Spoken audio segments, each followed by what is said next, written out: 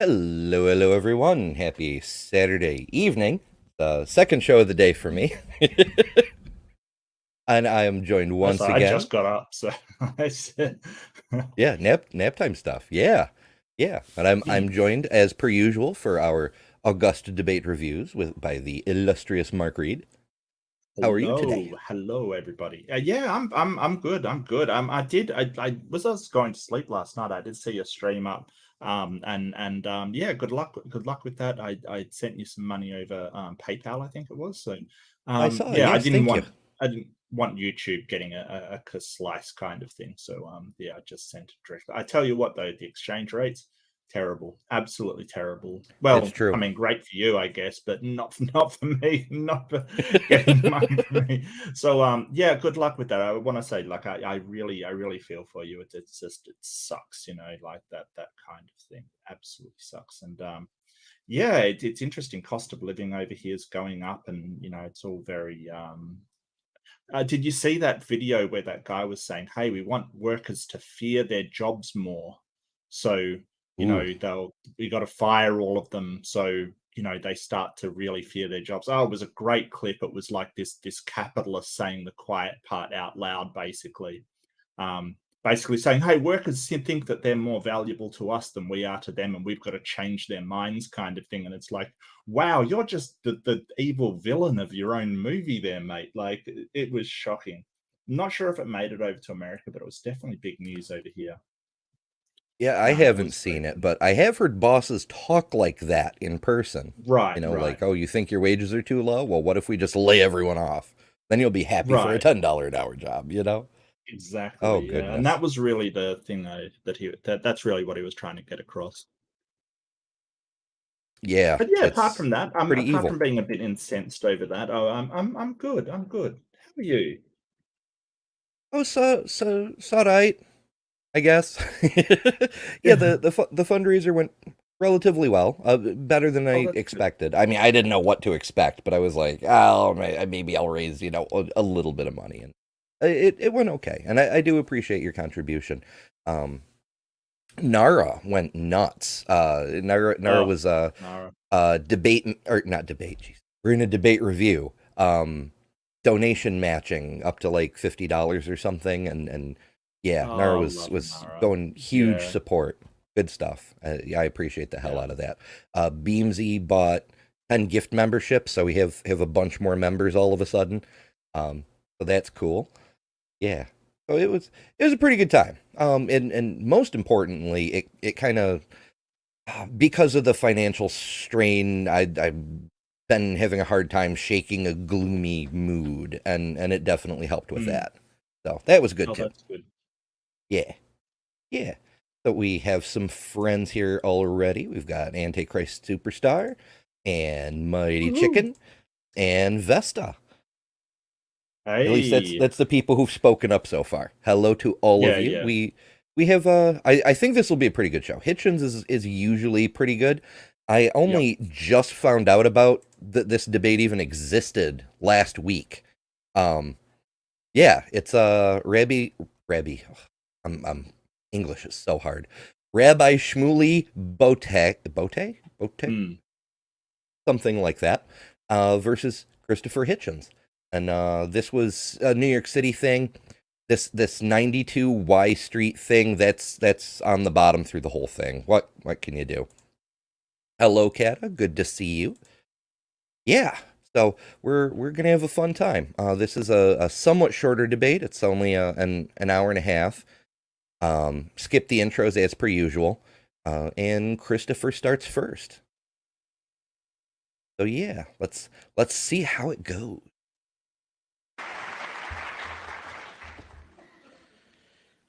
Shalom.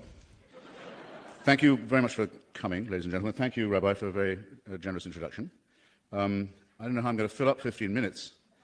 After all, the burden of proof is not with me. But Mm. I can probably make a... That is going to take some time, making the case. But I think I can probably make a fist of it. I prefer to argue, and I do in my book, that the belief in a supreme being or creator is actually a pernicious belief. It does great moral and intellectual damage to our poorly evolved primate species. And I'm hoping that we will, in the course of this evening, get to the point about the ill effect of religion, but I'm not going to duck the obligation imposed upon me by the motion before us, which is to give the reasons why we're so lucky as to be furnished with so little evidence for such a horrible proposition. And falsity, after all, is a subdivision of perniciousness. Religion, however, does stand, having started in that pejorative manner, does in a way stand to our credit. We are, after all, imperfectly evolved primate mammals though we are, and aware of our kinship with other such creatures. We do have the gift of the pattern seeking in our minds, and we will pursue this gift, often at our own expense, but at great hazard and often with great ingenuity. That has a plus side and a minus side. It very often means, you'll have observed it in your own lives and those of others, that we prefer junk explanation to no explanation at all, or a conspiracy theory to no theory. And religion takes its place in our evolution in this precise manner. It's the first and worst. We'll see patterns when no with. Patterns exist. We will see coincidence as something that is causal in relationship, because we love putting these patterns together. You know, I don't know if you've ever felt like there's somebody's turning the lights red on you, kind of thing. That suspicion has crept over you that someone's turning the lights red on you. It's that kind of thing, and we've all felt it before, but it's not necessarily accurate. It is just a pattern that we see. I've had the opposite happen as well, where I was in a bit of a hurry and I had to get all the way across town, and my town literally has a stoplight at every single intersection along the main highway that goes right through. Right. And they were all green. They just ding, ding, ding, ding, ding, just straight across. Fastest I've ever made it. I'm like, this is cool. Sometimes.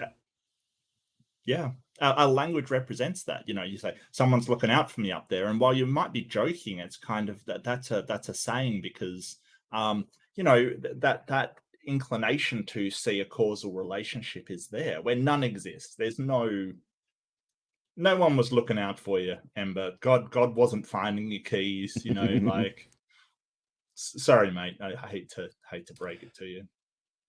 Yeah. Sometimes you just get lucky, and sometimes there may be other factors involved, like because it's the main road. There's a very high probability that the lights are timed that way.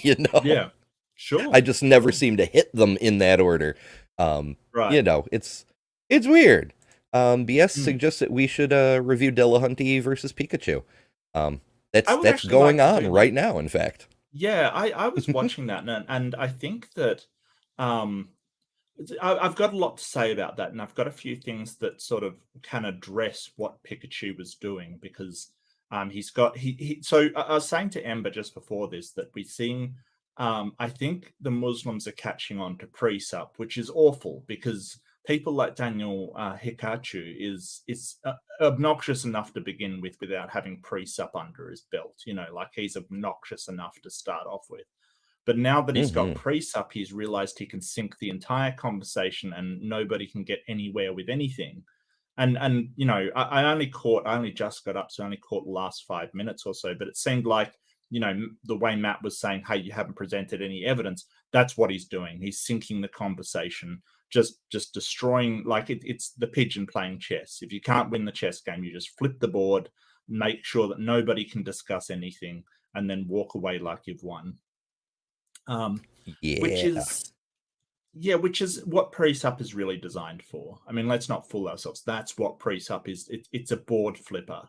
It's basically going, well, I can't win on the structure that we have set up in the game, so I'm going to destroy the entire basis for having the conversation, right? So I'm going to destroy logic. I'm going to destroy morality. I'm going to absolutely just say everything is burnt to the ground. It's not only flipping the board, it's burning the just presented brain Nevat. Yeah, absolutely. He's going to bolt that checks brain out next. Yeah, that makes sense. Thanks, BS, for the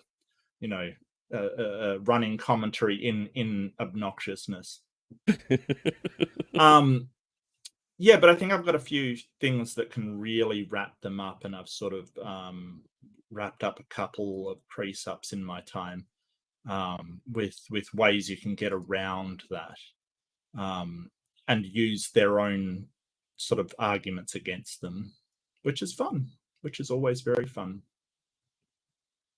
Yeah, I don't know. If they feel like griefers in an RPG who just like spawn camp people, like I can't Yeah. progress in the game. My skills are inferior. So I'm just going to stand here and make sure nobody else progresses either. I'll use my time that way and it'll make me feel good. You know? Yeah. What's your objective? I don't get it. But we can discuss it, you know, and I can definitely give some tips on how to address. The important thing is when you are facing a pre-sup is not to be scared of undermining everything. Instead of backing away from solipsism and empiricism, you've got to lean into it and lean into it really hard, like harder than they want to go into it. That's why Darth Dawkins will kind of bring up things like, oh, you know, how do you know this is real? But he won't discuss hard solipsism. He goes, no, I'm not talking about solipsism. I'm not going into that because it is something when you lean into it, it is absolutely ridiculous. Like, you know, it's absurd. So anyway, Yeah. I'm sorry, I'm just distracting from the actual topic. Oh, it's all good. It's all good. It reminds me of what Plato used to say about debate, that before Aristotle and his crew laid out the known fallacies, Plato's technique was when you see something wrong in your opponent's argument, grab it and then make it bigger. Just enlarge it and enlarge it and enlarge it until the flaws become really obvious and anyone can see them. Well, I'll just say this, and I won't say much more, but I'll just say this: pre-sup is self-defeating. Like, and I can show that to be true. Pre-sup is 100% self-defeating. It will defeat itself. My intuition agrees with you, and according to Daniel's logic, that means it's true. That means it's true. Yeah, I've never seen someone actually try to argue that intuition is a form of evidence. That is baffling. Like that seemed to be what he was doing. Like, intuition is a form of evidence. It's like, I'm sorry, how is that a form of evidence? Like, I don't understand it. I don't. You know, anything but engage with the topic that he picked, I suppose. It's the best we could do when we didn't know we lived on a cooling planet with big fissures in its crust. When we didn't know there were microorganisms that had power over us, we didn't have dominion over them. To the contrary. When we didn't know we lived on a spherical planet, we didn't know we revolved around other spherical bodies, everything was terrifying, new, mysterious, and often lethal. It was our first attempt at philosophy in that way, first attempt at cosmology, first attempt at geography, biology, all the rest of it. A hopeless attempt belonging to the bawling, fearful, ignorant childhood of our species, but very necessary. And it possesses still the advantage of having come first. The terrible advantage over the mind and over learning that it possesses is its originality. And the history of human emancipation is the struggle to get away from this terrifying, foolish, ignorant first try. And I can see we have still some distance to travel, but we have made a start. Yeah, Hitchens has made this point a couple of times, that religion was our first, most primitive, and worst attempt to make sense of the world. Oh, sure. It's kind of his favorite starting place, I suppose. Well, I think that it did, like, so if you're talking about how much religion organized things and gave people motivation and stuff, it certainly can be argued that it was effective in what it was trying to do at the time, is give people reasons for why this awful stuff kept happening. But I think that we've outgrown it as an explanation, or needing that particular explanation in order to, even if we did in the first place, which I'm not convinced of either. You know, would society have developed the same way if we didn't have religion? It's kind of hard to know because we don't have any counterfactuals, but we certainly do have societies nowadays that are atheistic that seem to be running perfectly well. So, you know, even if you could say we did need religion, we can certainly say we don't need it anymore. I wonder. Like, we do have different versions of religion. Every culture came up with its own very distinct kind of religion. until they Sure. started talking to each other and conquering each other and such. But some of them, I don't know, some of them barely count as religion. Like there were lots of peoples. Some of the Celtic tribes, some of the Germanic tribes, some of the First Sort of more Nations people. ancestor worship. Yeah. Exactly. Like Yeah. they were a little bit spiritual-ish, but that's about as far as it went. Hmm. Alas, there was so much conquest we never got to see what they would ever do. Right. Right. And that always annoys me when people say, and I think somebody said it recently. It was in Australia where we're having a vote for or a referendum to give a voice of the Aboriginal people here. So basically, the voice is just going to be advisor for the government on Aboriginal issues. It's absolutely nothing, but of course, the Conservatives are going, "Oh, it's divisive," and all this absolute horse crap. And it's sort of people have been arguing, oh, it was great colonialism, they would have been nothing without, and it's like, you don't know. How could you possibly know that? Like, if we instead traded with them instead of colonizing, right? How do you know how they would have ended up? It's absolutely ridiculous to assume. You have no counterfactuals for that. You have no way to tell how their societies would have developed if we assisted them instead of subjugating them barbarically and ruthlessly. So you can't possibly say that. I think it's ridiculous, this whole idea of, oh, well, those tribes, they would have just been. No, you don't know that. Come on now. Yep. It's I don't know. People really do enjoy making up things about things that we have no knowledge of. Like, oh, well, it's highly improbable there would have been a universe if there were no God. Well, where do you get that probability? I just made it up, Yeah. Yeah. Yeah. Now, you can argue it because it's still here. We know a little bit, of course. We don't now think that the Aztecs were really on to something. We don't think that all faith-based is better than none. We don't think you need to wrench a living heart out of a chest cavity to make the sun come up every day.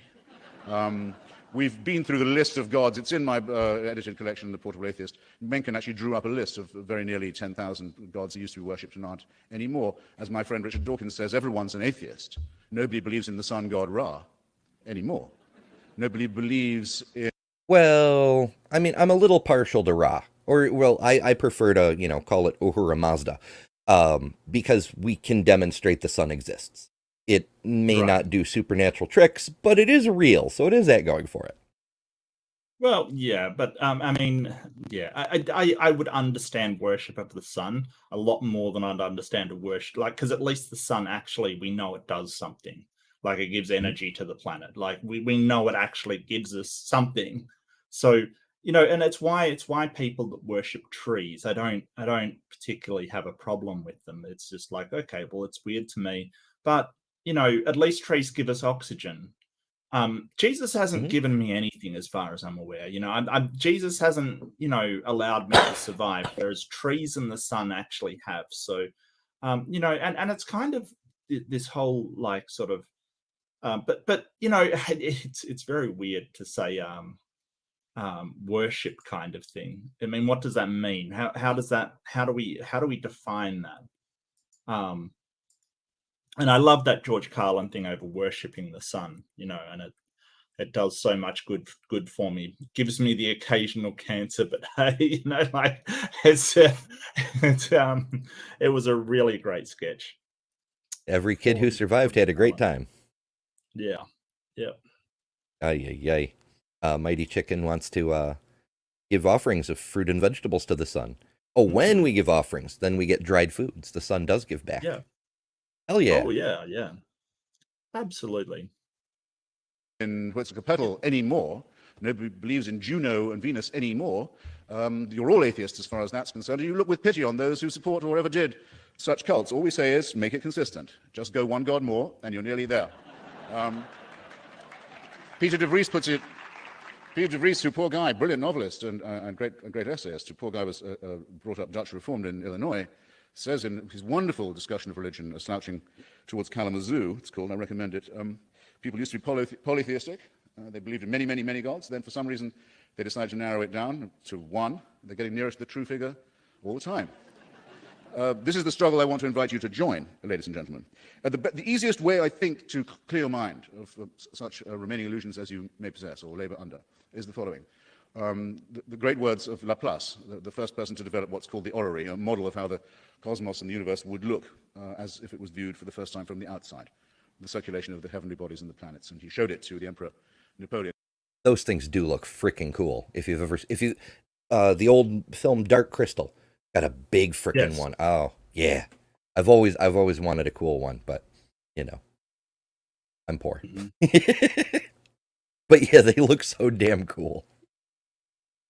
He wanted to know how this great genius, the only rival to Newton in his time, Laplace, had managed this, and he demonstrated to the emperor how it worked, and the emperor said, but there's no God in this machine. And Laplace said, well, it works very well, Your Highness, without that assumption. Not just science, but our own other reflections have told us that there is nothing remaining to be explained that could only be explained by the existence of a supreme being, creator, or first cause. The universe, and our lives too, all operate exactly as you would expect them to if there was no such thing. Why does the delusion persist? Well, we might get to that. I think it has a lot to do with wish thinking, and not wishing only for desirable things either, such as the survival of death, but also wishing for things that are less desirable, such as the triumph of ourselves over others, with God on our side, having made a special covenant with, say, just one tribe in Bronze Age Palestine. The most reactionary idea probably ever invented by the religious. But you'll see analogies of it everywhere. God is discussed. I don't know if it's smooth for you, but or what other people are saying. It's very shuttery. The sound's fine, so it's not a great big deal. It's just very not smooth. I do notice that it's very low quality, the video, because I guess because it's very old, and the place it's like they recorded it on a 240p CCD camera. They always record Hitch on like really bad cameras, like he's like Bigfoot or something. Yes. That conspiracy mind that we were talking about earlier goes to maybe they didn't want Hitch looking good, so they just made the film really bad. That'll solve him into the future. Maybe he secretly is Bigfoot, and they just had to make the quality low enough we couldn't tell. Yeah. Or the need for a terrifying supreme dictator. Nietzsche is said to have said that God is dead. Freud is said to have said that God is dad. Others clearly believe that we would be better off. In fact, we wouldn't have any ideas of our own if we couldn't submit to a celestial totalitarianism, a final, unanswerable authority in the heavens. This is wish thinking, but of a very unpleasant kind. It shows again how poorly we have evolved ourselves from the fearful primate and mammalian species that first crawled out of the mire. Now, there are global and cosmic versions of this. I have time, I think, for a few minutes remaining, to deal with them both. Start with the cosmic. Why not? There are 4,000 billion observable galaxies now. Anyone who claims to know a lot about all of these has sources of information denied to me, but we know a little bit about them and a lot more than we used to do. And Edwin Hubble noticed rather famously a few decades ago that they're all moving away from each other rather rapidly. It's what's called the red light problem or observation. Redshift is what he's talking about. Not giving too much crap about this, but it's important to remember that Christopher Hitchens, his field is actually journalism. He's a journalist. That's the thing to remember about him. He doesn't have any scientific background at all. He is just an incredibly smart man. The reason why he talks in this way, because his background is grabbing people's attention and holding it, kind of thing. That's what it. But he did a lot of journalism in the Middle East, covering a whole bunch of senseless wars over religion. So and he's an amazing guy, absolutely amazing. Yeah, he's got a whole lot of knowledge. You can't blame him for not getting everything perfect all the time. Yeah, absolutely. Especially when, as you say, it's not his field. Very rapidly indeed, in fact. Now, this has very important implications, because it was thought until 9 years ago that because of gravitational factors, that rate of expansion would surely by now be slowing. They'd still be expanding, moving away from each other fast, but less fast all the time. No, the rate is going up. The speed is increasing. Lawrence Krauss has a wonderful piece in the upcoming Scientific American on this absolutely crucial point. It means that within measurable time, there will be no signs left in the observable universe that the Big Bang ever occurred at all. Everything will have disappeared. Well, that's not quite true. I know he's getting to a different point, but even if all the galaxies are eventually out of sight, and of course our galaxy will merge with Andromeda before that happens, so it'll be, one galaxy, and eventually everything else is completely removed from our view. There'll still be is a better word, but yeah. It's true. But there'll still be the cosmic microwave background. It'll be even more redshifted than it is today, but it'll still be there. It'll always be there. I mean, a future civilization just reaching this level of technology in that age, assuming there's still stars burning at that point, Right. they might not know what the hell to make of it, but they should be able to detect it. Out of sight, which there'll be no markers, nothing to take observations from. I mention this because it's often said that how can something come out of nothing? It's the clever question every religious demagogue and businessman always begins by asking you. Well, we know we've got a bit of something in this universe, and we know nothingness is coming. I love the little joke design. that he throws in there that's so easy to miss. Any demagogue and businessman, how can something come out of nothing? Like every businessman is asking, how do I make money out of nowhere? Like out of nothing. No, what a thing to throw in. I just wanted to point that out if you did miss it. Like it's just a lovely joke to throw in. Oh yeah, so it's a good note because a lot of his stuff is very, very subtle, and it'll just go right past if you're not watching closely. Fine, huh? Nothingness is not just innate, programmed, it's the next big thing. And we at least had somethingness. As if to make assurance doubly sure, the Andromeda Galaxy is headed directly in collision course with our own. Measurably, it's already filling. The sky can be seen with the naked eye. Hey, I'm a prophet or something. Yeah. 5 billion years, which is to say fucking soon, ladies and gentlemen. It's on us. And if it hasn't happened before then, our sun goes into a red giant, then a red dwarf. We become a crisp. That actually is an interesting point. 5 billion years. It is soon. It's going to be a race between whether Andromeda hits us before the sun poofs up and fries our planet, because they're both around 5 billion years, give or take. Yeah.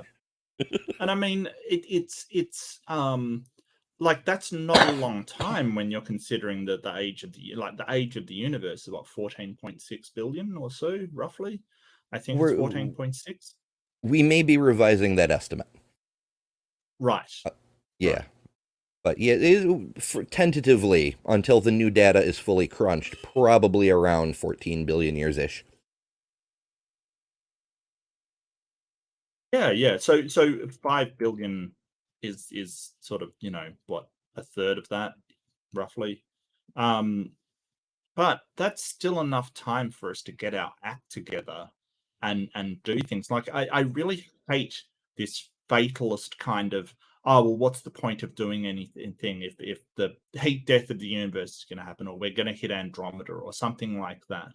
And yeah, it looks insurmountable to us. It looks like, we can never travel, much less between stars, much less galaxies. But at one point, the oceans looked insurmountable to us as well. Nobody would sail off into the west from Europe and come back. It was just insurmountable. You just didn't do it. And I don't think, and I would posit that I don't think anybody would think that you could come back from sailing west from Europe. Like nobody would acknowledge that. And now it's a trivial thing. So trivial. So all of these, final frontiers that we have never turn out to be final. I really want to say, well,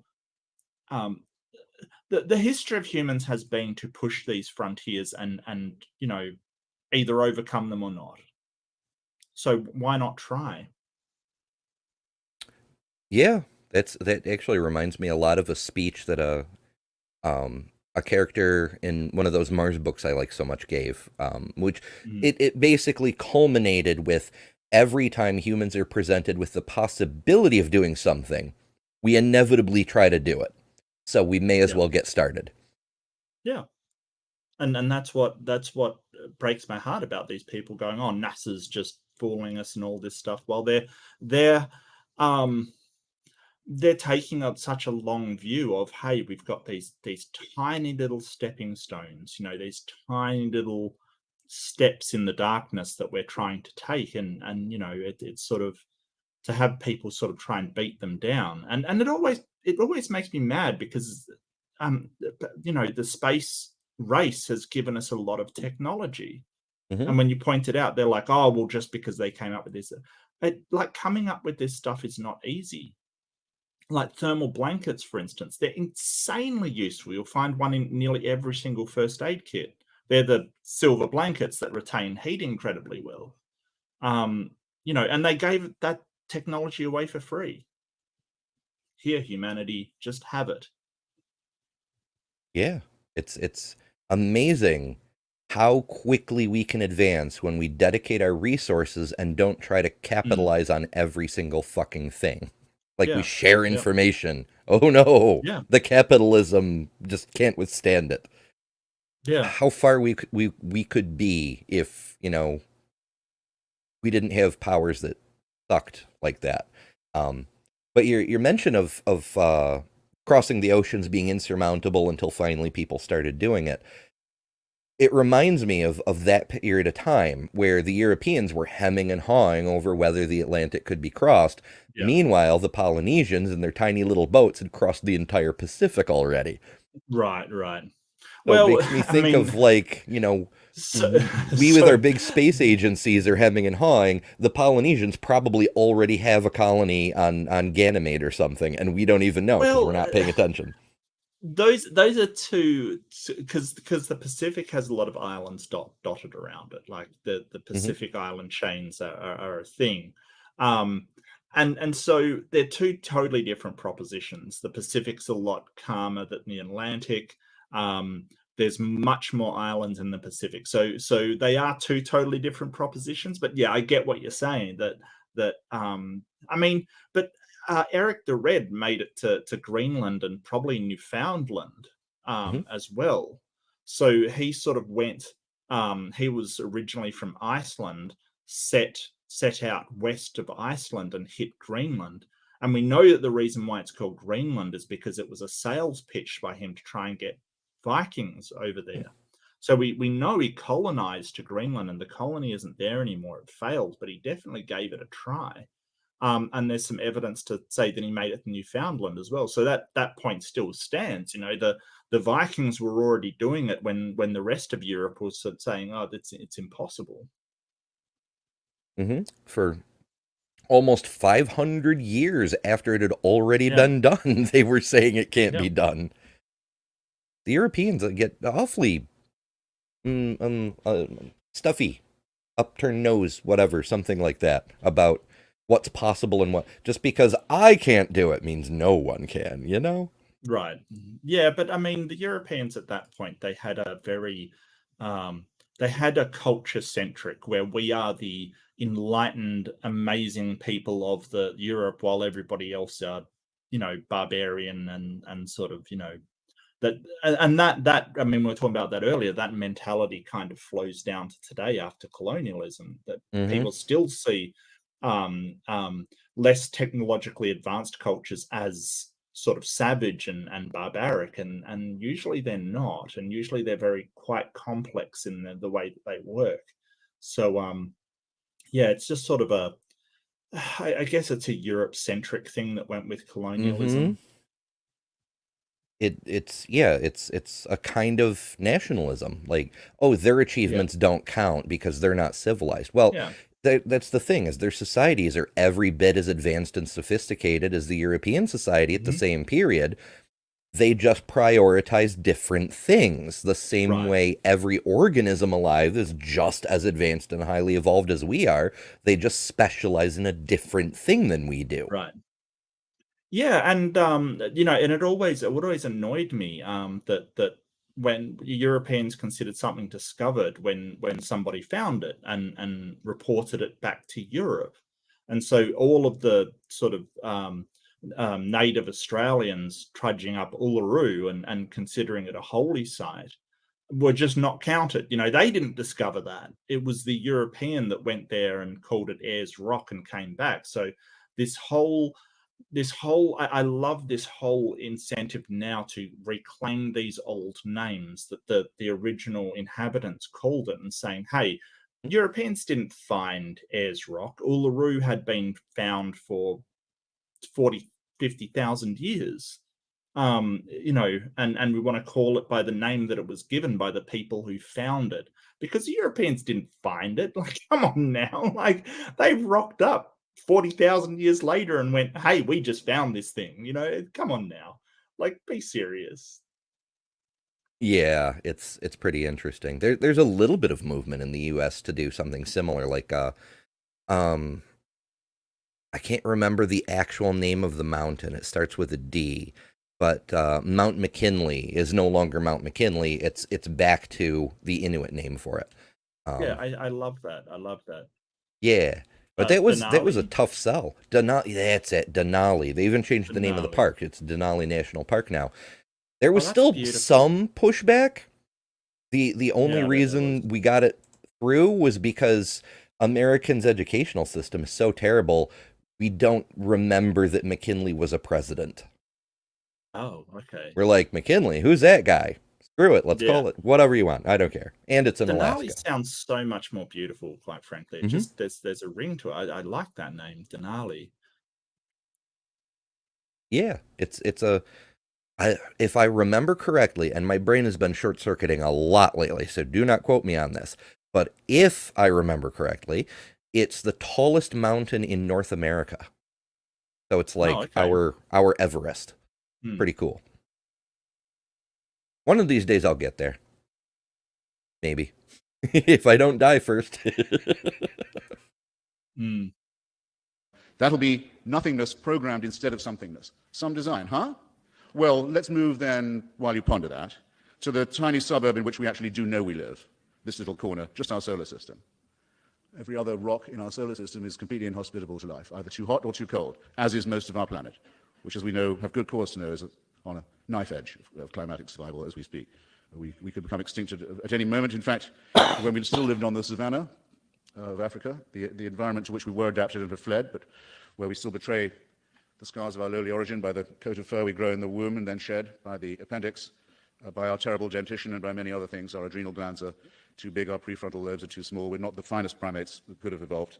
It's estimated by the people who've done the DNA work on this that we were down as a species to less than a few thousand because of climatic events and other nightmares and catastrophes before the decision was made to abandon the savannah and seek cooler territory. We could very easily have joined the 99.9% of every other species that has ever been in existence on this tiny planet and become extinct. That close. What are we flattering ourselves about? What is so great about our anthropic principle that we should attribute this to a design or a designer? Some design, huh? And some designer too. Who but a serf wants it to be true? Who but someone who doesn't like to do their own thinking wants or needs this to be true in the face of all, not just some, but all of the available evidence before us? And you can see that reflected in many of the holy books. I'm thinking, of course, most obviously of the lean not on your own understanding because you're a dumb fuck, do what the Lord says, which I think is New Testament. That's a custom translation, of course, but you get what I'm saying. But there's paraphrasing. I get it. Yes. But there's sections like that in like every holy book. Yeah, that's Proverbs, so New Testament. Yeah. Yeah, Trust in the Doc, Lord with all- do not lean on your own understanding. In all your ways acknowledge him, and we will make straight your paths. Whew. Trust not your own reasoning. Just believe. Yeah, I know that was one of my big problems with I've mentioned before that in elementary school, a lot of the other kids tried to get me to come to church school with them and so forth. And every time they'd pose me a new reason to consider Christianity, they'd bring up something like that. And I'd be like, when someone tells me to not do my own thinking, I know they're going to lie to me in the next sentence, Oh, Proverbs is Old Testament. Okay, yeah, gotcha. Proverbs is Old Testament. You're right. Okay, cool. That means it counts for both Christianity and Judaism. Hooray. Yeah, apparently so. Mm-hmm. But yeah, I have been to across much of the Midwest, mostly passing through. But I have noticed there's a whole lot. There's Haudenosaunee names there. The Haudenosaunee are what most Americans call the Iroquois, which are supposedly the Six Nations somewhere in the Finger Lakes-ish region of central New York. There's the Mohawk were a little bit off to the east and also north, and there was some movement around. But there's places with Haudenosaunee names in western Indiana. There's even a town called Iroquois in it's on the Mississippi. I forget which side it's on though. But it's trippy. It's crazy. Yeah. Let's see. Mighty Chicken says Mighty Chicken lived in Australia. Cool. Nice. Wanted to. Okay, yeah, with the monuments and cool places and whatnot. Asho says Nara is your sugar daddy. Today that is definitely true. Nara is everyone's sugar daddy. We're just waiting to get paid. That's all. So you've got to pony up if you want to be a sugar daddy. That's all I can say. Yeah. Well, Nara definitely stepped up today, and I appreciate the hell out of it. It was. Oh, Nara is such a good guy. Yeah. I want to make more of Nara's stuff. He like usually streams at a very inconvenient time, though, as do you all. Like I'm holding you all totally responsible for my upside downness. Mm-hmm. It's true. Yeah. Oh yeah. I got to blame somebody, and I mean, yeah, by myself. I mean, I blame the creator of the universe for putting the counterweight continent on the wrong side in the first place. Yeah, that's right. I went out of my way to stream inconvenience. Yeah, thank you very much.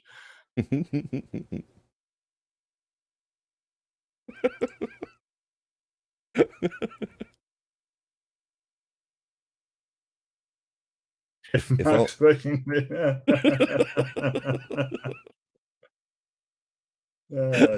You should turn your camera upside down to make the flat earthers feel better. I mean, we could do that. We could trade places. I can. It won't stay. I'd have to turn my tripod over, but we could. Come on, there we go. Well, mine's mounted on my monitor, so I don't want to. I just like it would be funny. I'm not going to, quite frankly. But thank you for making me feel more comfortable by putting yourself upside down. Oh, I've messed up my camera. Good job, Ember. Yeah, that's what I'm worried about. I'm not as tech savvy as you and cameras and stuff. I got it. It's perfect for me. So please don't make me. Okay, I think I'm close enough to the I don't know. Yeah, Stephanie does do an upside downy trick. Yeah, I could have just done that. I could have done it the easy way, but no. I had to be all weird. Yeah, I just take the camera and then I grab the rotatey thing and here, now I'm upside down. Much better. Nice. Yeah. It's much more comfortable. Yeah, there's when you run it through a thingy, it's easier to do. So yeah. Now, if I had like the green screen effect, I could do it without a green screen, but it's a pain in the butt. I actually have a green screen, blue screen combined thing right here. Oh, but okay. The thing about green screens is, and I can chroma key through OBS, but they have to have their own lighting. They need to be brighter than you, so that the camera can see them and subtract them out. And also, I'm wearing a green shirt, so that may not work out well. That may not work. Hey, we can touch heads. Oh. I'm upside down, so I'm having trouble figuring out how to do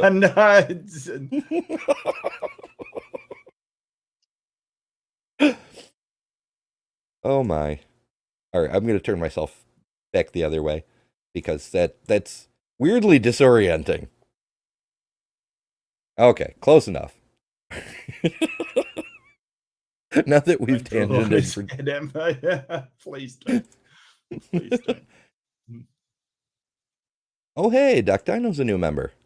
Yay. Hey, Doc. Good to see you. Woot woot. And please enjoy many fun emojis. And I suppose I should mention again, I've just gotten approved a new level of membership for anybody who just wants to play with the emojis. There is a new level that's only 99 cents a month. It's called Match. Because sparks and embers and blazes and cinders and matches. That's how you start things. So yeah. What's the top level? Is it Pyromaniac? Blaze is the top at the moment, gotcha. anyway. Yeah. Yeah, and they all come with increasing levels of benefits. I don't know where that came from. I'm sorry. It's all good. It's all good. But yeah, if you want more goodies, that's available. But if you just want to play with the emojis, then those are there.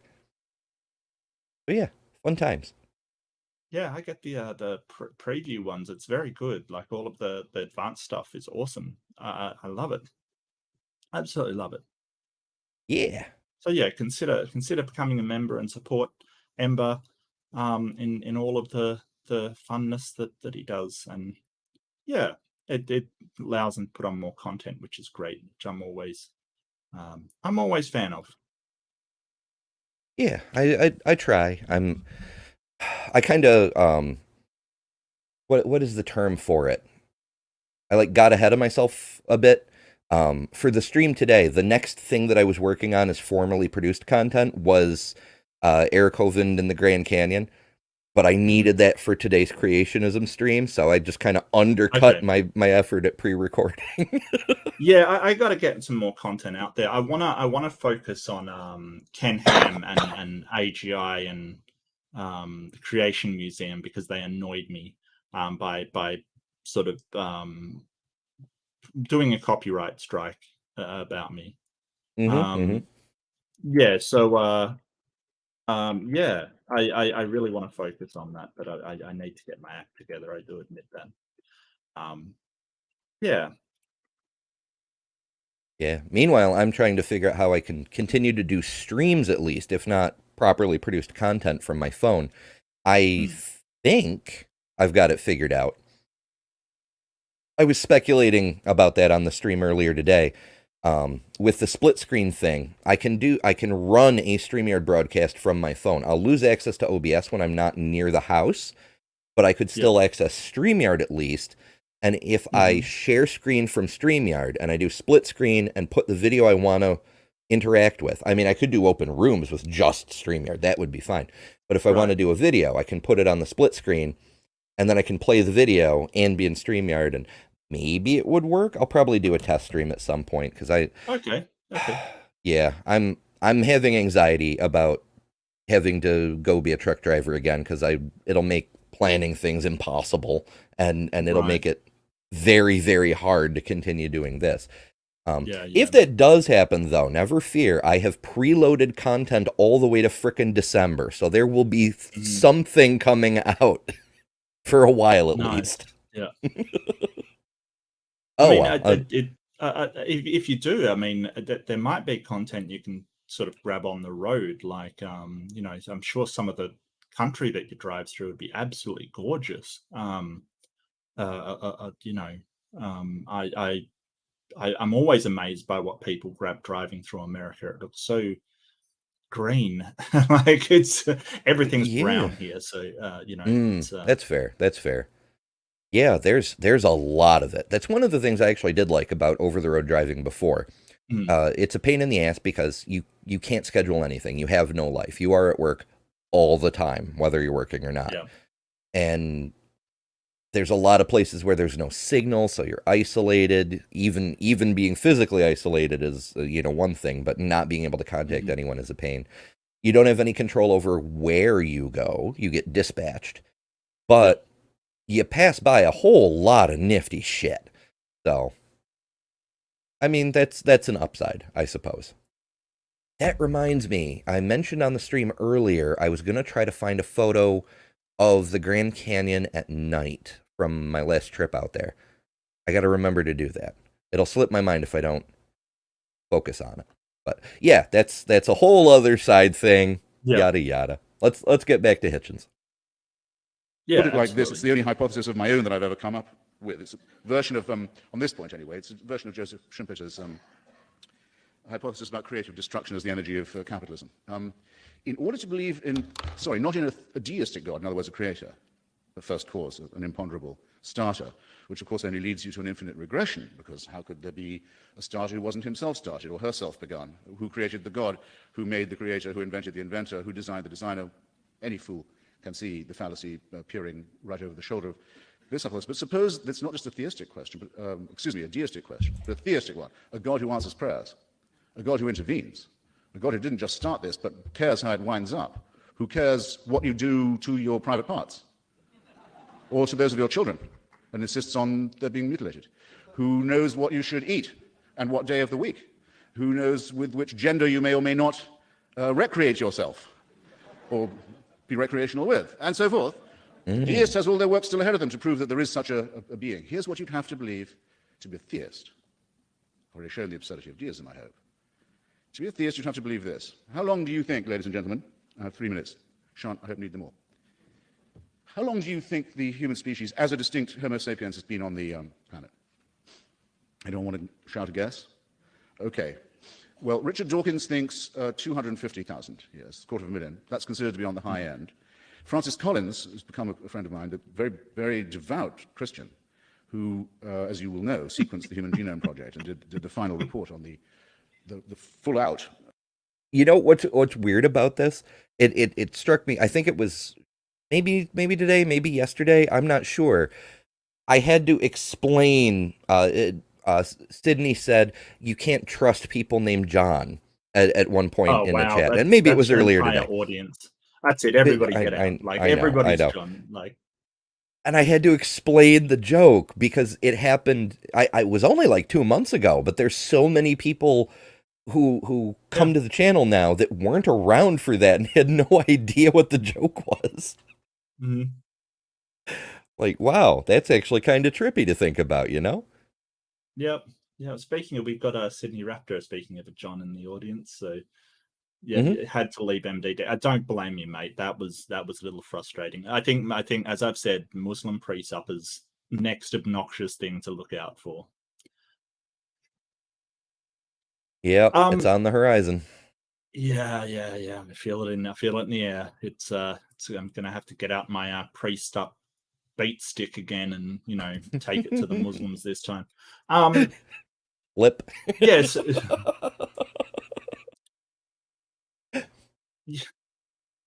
Yeah, no, I like Johns. I don't think I've met a John that I really hate, kind of thing. There's certain names that you associate because you've had associations with people before.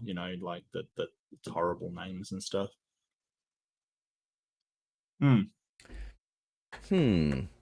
Like I don't Chad. know. I don't think I've met many Chads that I've particularly liked. I've only met one.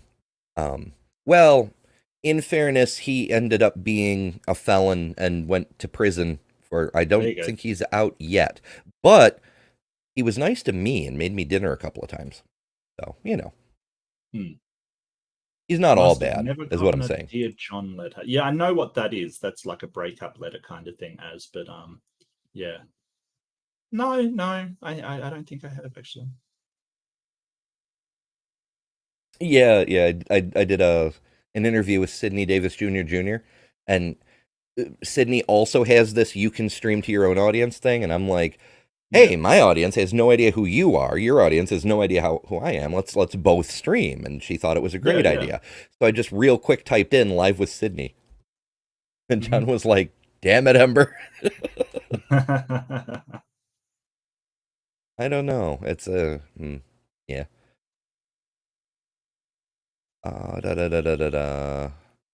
Okay. I had another thought, but I'll just hang on to that one. Don't get me wrong. I love MDD. I do. For all that they do, these dumpster fires and these horrible things, occasionally you get just a wonderful engagement between people. Like just for the occasional times where it's a really good, serious debate with serious topics covered, and it's not just a breakdown of communication and just into that dumpster fire. I do love them, and it hurts the way that that they don't seem to understand how slow mode works and how you can use it so people can actually see what's being said in the chat. It hurts. I feel it in my spleen every time I'm over there, and they're like, they put on subscriber mode, and it's like they're all subscribers. That doesn't change anything. But you know, it's a very, very small thing that I'm sort of being picky over. But yeah. Yep, it's a little rough. But you know, what can you do? But yeah, I have seen some of Shannon Q's debates actually devolved from being debates and turned into like legitimate conversations and discourses a few times. So that was pretty cool. I was like, damn, that's actually, I think what impressed me about the first time I saw Shannon Q was when she had a pre-supper on the phone and just shut him completely down. And I was like, that was amazing. But the next time I saw her was on MDD. And I think she was up against Darth Dawkins, and she actually like unplugged his pre-sup and got him to just talk. And I'm like, how did that happen? You know? I think she sort of went. She pinned him immediately on what he was trying to do. So she was like, "That's very manipulative. The way that you're sort of putting, like, you're not like looking for my answer. You're trying to put an answer into my," which is exactly what he does. Like she absolutely nailed what he tries to do. And that's probably one of the first times I'd seen Shannon Q, and I was so impressed because she had never met him before. She was called in last minute, so she had no idea what she was doing there or who she was debating. You know, I've walked into stuff like that before. You know, and she just dismantled him, just said, "This is what you're trying to do," and she's 100% right. He was angry because she understood what he was trying to do and basically brought it up. You know, that's why he was angry. It wasn't because she was, you know, "Oh, you're just being a ditzy person." No. He was mad because she pinned him there and like nailed what he was trying to do and said, "Hey, that's manipulative. That's really bad behavior." Yeah, it hasn't stopped him from doing it since, but yeah, it just, she's like, no, I'm not following your script. Well, I see you have, look, it's like a programming flowchart, you know? Well, I mean, it's Darth Dawkins. If there's one person, I usually would never sort of say, "Hey, this person's got this mental illness," you know, without actually knowing them, kind of thing. But Darth Dawkins, if there was ever somebody you could say, "Hey, that is a narcissist," like the amount of boxes he ticks for narcissism and like being able to recognize any flaws or, you know, apologize for anything, everything's always somebody else's fault, you know, like it's uncanny. It really is, how much he sort of fits that narcissist kind of trait. I wonder if that's Very why, because, you know, cross-listed. her background is in psychology, I think. So she probably like figured that out real quick and was like, "Nope, we're gonna do it this way," you know? Yeah. But the funny thing was, what made him really mad is she started agreeing with him. Like, and this is one of the techniques you can use against narcissists. They're like, "Oh, you're just being ditzy and stupid," and she's like, "Yeah, no, I don't know what I'm talking about, and I'm just a stupid woman," kind of thing. And it made him so mad because it takes away that power over her. Like he wants to have that power over you, that he can say, "Hey, you're this, that, and the other, and you're being hurt." You know, he has power over your emotions. And she just took it completely from him. Just beautiful stuff. Just absolutely gorgeous stuff. You know. Yeah. Oh, look, so sunflower, yeah, I don't know. I think that sunflower's got some anger issues, and I'd like to know where that stems from. But I don't think sunflower's a bad person. I think sunflower just they just have some issues, and I'm not sure I would categorize every issue as a mental health thing. Like sometimes people just have issues with stuff, and that's okay. We Yeah, all have yeah. issues. A lot of times, situations can weigh on us and um, replicate the effect of mental illness because it still creates a hormonal imbalance because of the various stressors and the interplays and things. Yeah. Um, yeah, like I was talking about earlier, like yesterday I was so full of anxiety over money. It was replicating a lot of the effects of depression. And Yep. yeah, it's that I'm our sorry to hear brains are that. weird. Yeah, and we go to some pretty irrational places and irrational things that we end up in. Even though we know it's irrational, we kind of still go there. We don't have as much control over how we feel as we think we do. And it takes a lot of work to get sort of to bring yourself back from sort of a place like that. So, and I've noticed that a lot of these theists, to tie it back into sort of what we're reviewing, a lot of these theists, when they're told this stuff, they get very angry because their entire personality and their entire view of themselves and their view of the world is all rooted in this one idea that's so threatening. When you say, "Hey, I don't think there's a God," like, I just don't think it exists. There's no reason to think it exists, and they get mad. They get really, really, really upset because it sort of it's the linchpin of what they ground everything on. So yeah, it's kind of weird though.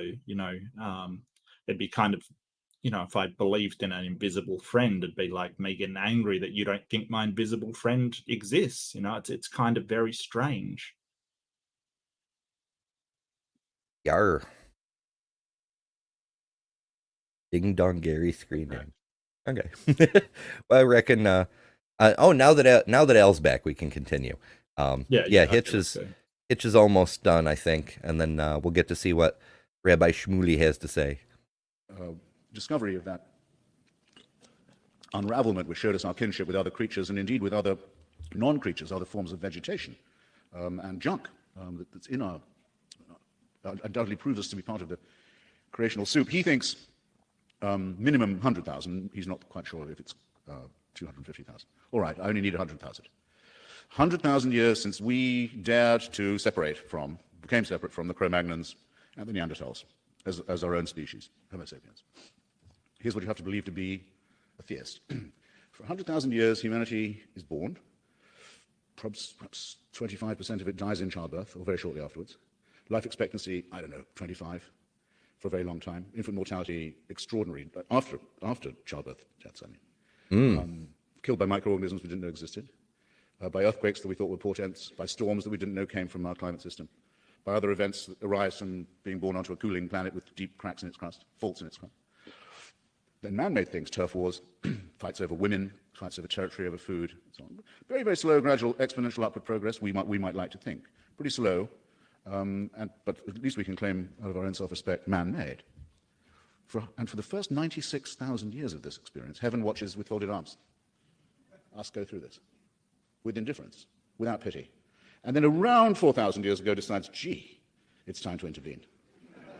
And the best way... I love that. Like, no matter how you conceptualize divinity, like whether it's watching humanity for a few 100,000 years or watching life develop for 4 billion years, like, right. This is a God who gets pissed off if you use the wrong kind of bread in your offering, but he's going to seriously stand there and just watch lichen evolve for 100 million years. Okay. He's really mad that what he created didn't do the right thing, so he drowns everybody. Oh, I don't know who this Mark guy is, but I mean, yeah, I know who he is. He's in the chat. Like, there he is.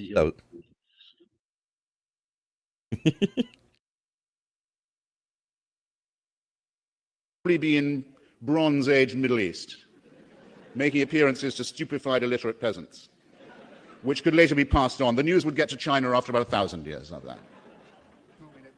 That's what you have to believe. Aren't you glad you can't be made to believe that?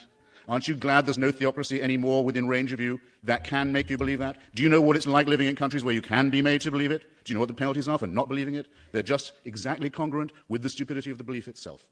We would be better off, ladies and gentlemen, if we grew out of it. We would be better off if we'd grown out of it a long time ago. I've only had 15 minutes to show its falsity.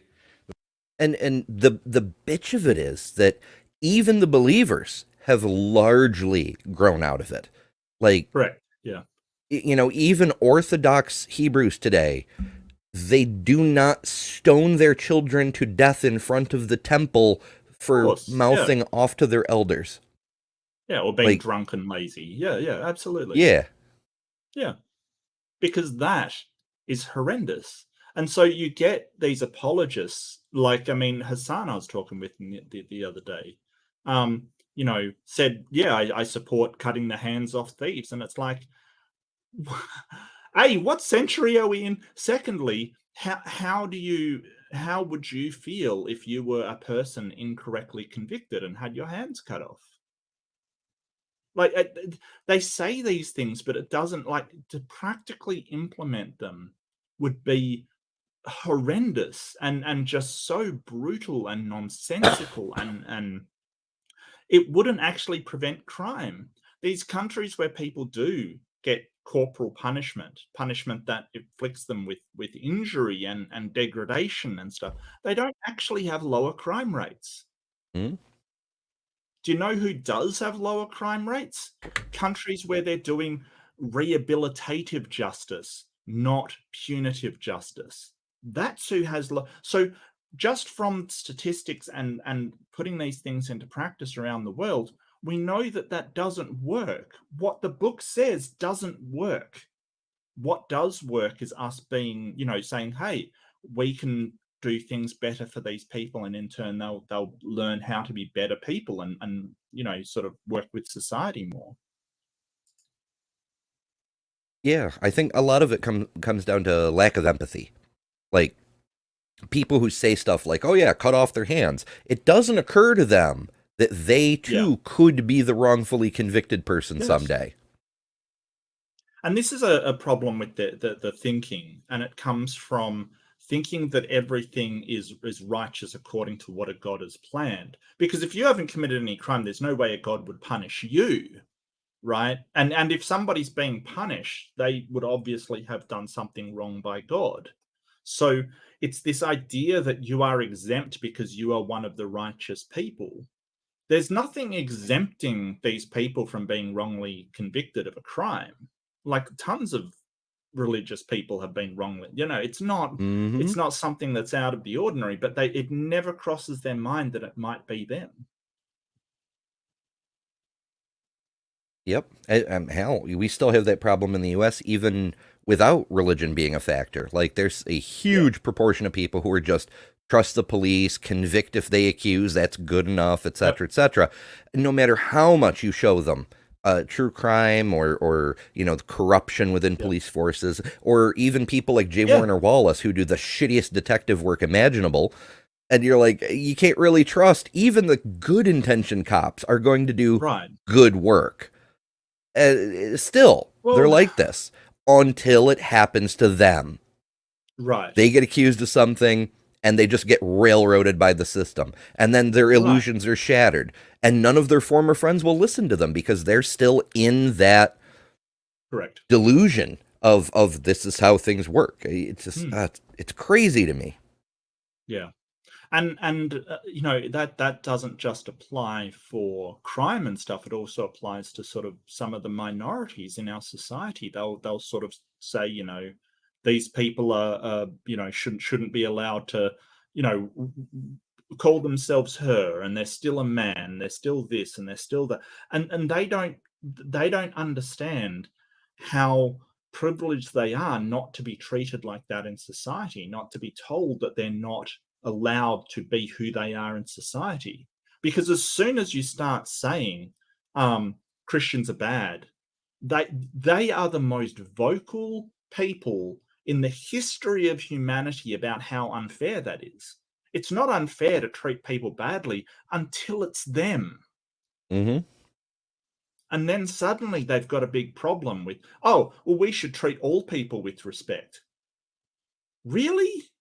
Yeah. Really? Like the same people, like, denigrating minorities for being, unnatural. Suddenly you want everyone to have respect, but it only comes at the point where they're the ones on the sort of wrong end of the stick kind of thing, who are the ones being, denigrated, that suddenly they're the ones that want equality. Yep. And it doesn't even have to be the even amount, like, all this whining recently about, oh, Christians are so persecuted. Get out of here. Yeah. I mean, hell, there's some that go out of their way, like that Colin guy. Like, there's this proposed law in California that would make considering the mental health of a child in a divorce case one of the criteria for determining custody in a contested divorce. Sure. That's all it is. Just divorce cases, just contested Yep. custody, and just mental health of the child being one of the factors. But to Right. Colin, this law's targeting Christians. It doesn't say a damn thing Wait, about, why? Why? Because the considering how your child identifies, whether you affirm their identity or deny their identity, has an impact on their mental health. Oh, So okay, that's yeah, part gotcha. of the Yep. factor of mental health. No, that's fair enough. Yeah. Yeah. And sort of talking to theists, you're sort of like, well, the like I've pointed out in the past that when you have like, so we know that the suicide rates in LGBTQI are higher than normal, and they're like, see, it's wrong because they're all they know it's wrong and stuff. And then you say, hang on a second, when you get schools that have um um LGBTQ alliances in them, with these places where that's accepted and have safe havens for them, their suicide rates just drop. This is the thing that you've got to understand. When you have supporting places for them, those rates drastically change. They drop by like 2/3 in those schools that have those alliances in them to protect these kids. Mhm. And so you've got to say, well, is it actually that they know it's wrong and they don't like themselves, or is it outside forces? Because once they have support for what they're doing, instead of everybody just saying, hey, what you're doing is wrong, those suicide rates go way down. And so it's things like this that sort of, and Christians, I remember talking to what was his name? I think his name was Christian, that guy who came in, and I spoke to him, and he was sort of like, no, we all treat them wonderfully, but they're wrong for what they do. It's like, why can't you see what you're doing? Like, seriously, why? Mhm. What is wrong with you? Like, you can't say we treat them all well and they're protected in our things, but you all look down on them for what they're doing. You can't have it both ways. I'm sorry, it just makes me a little bit angry that they don't see what they do. Yeah, it's trippy. We've talked before, done a couple of episodes about how there's this movement within the evangelicals where they think it's actually their righteous duty to judge others because Yeah. they know what's best. God tells them that yada, yada, yada. And they'll misquote several passages of the Bible, which is Yeah. kind of hilarious, but also kind of sad. If you happen to run afoul of one of those fuck nuggets, Romans 2:1, where Jesus himself expressly says, do not judge, period. Yeah. Did I stutter? The rest of the evening, I hope, can be devoted to its wickedness. But the falsity is part of the wickedness too. And thanks for hearing me out. Thank you.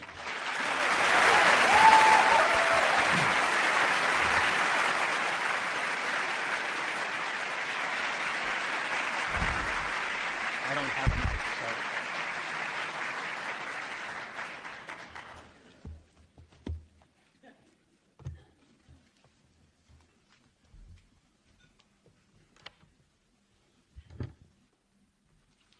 Good evening, ladies and gentlemen. After hearing that speech, I am so depressed. God almighty, if the Andromeda Galaxy doesn't finish me off and Christopher Hitchens doesn't, how many other threats will? Christopher Hitchens' book, God is Not Great, made a lot of money for him, even though Atheism is a non-profit organization.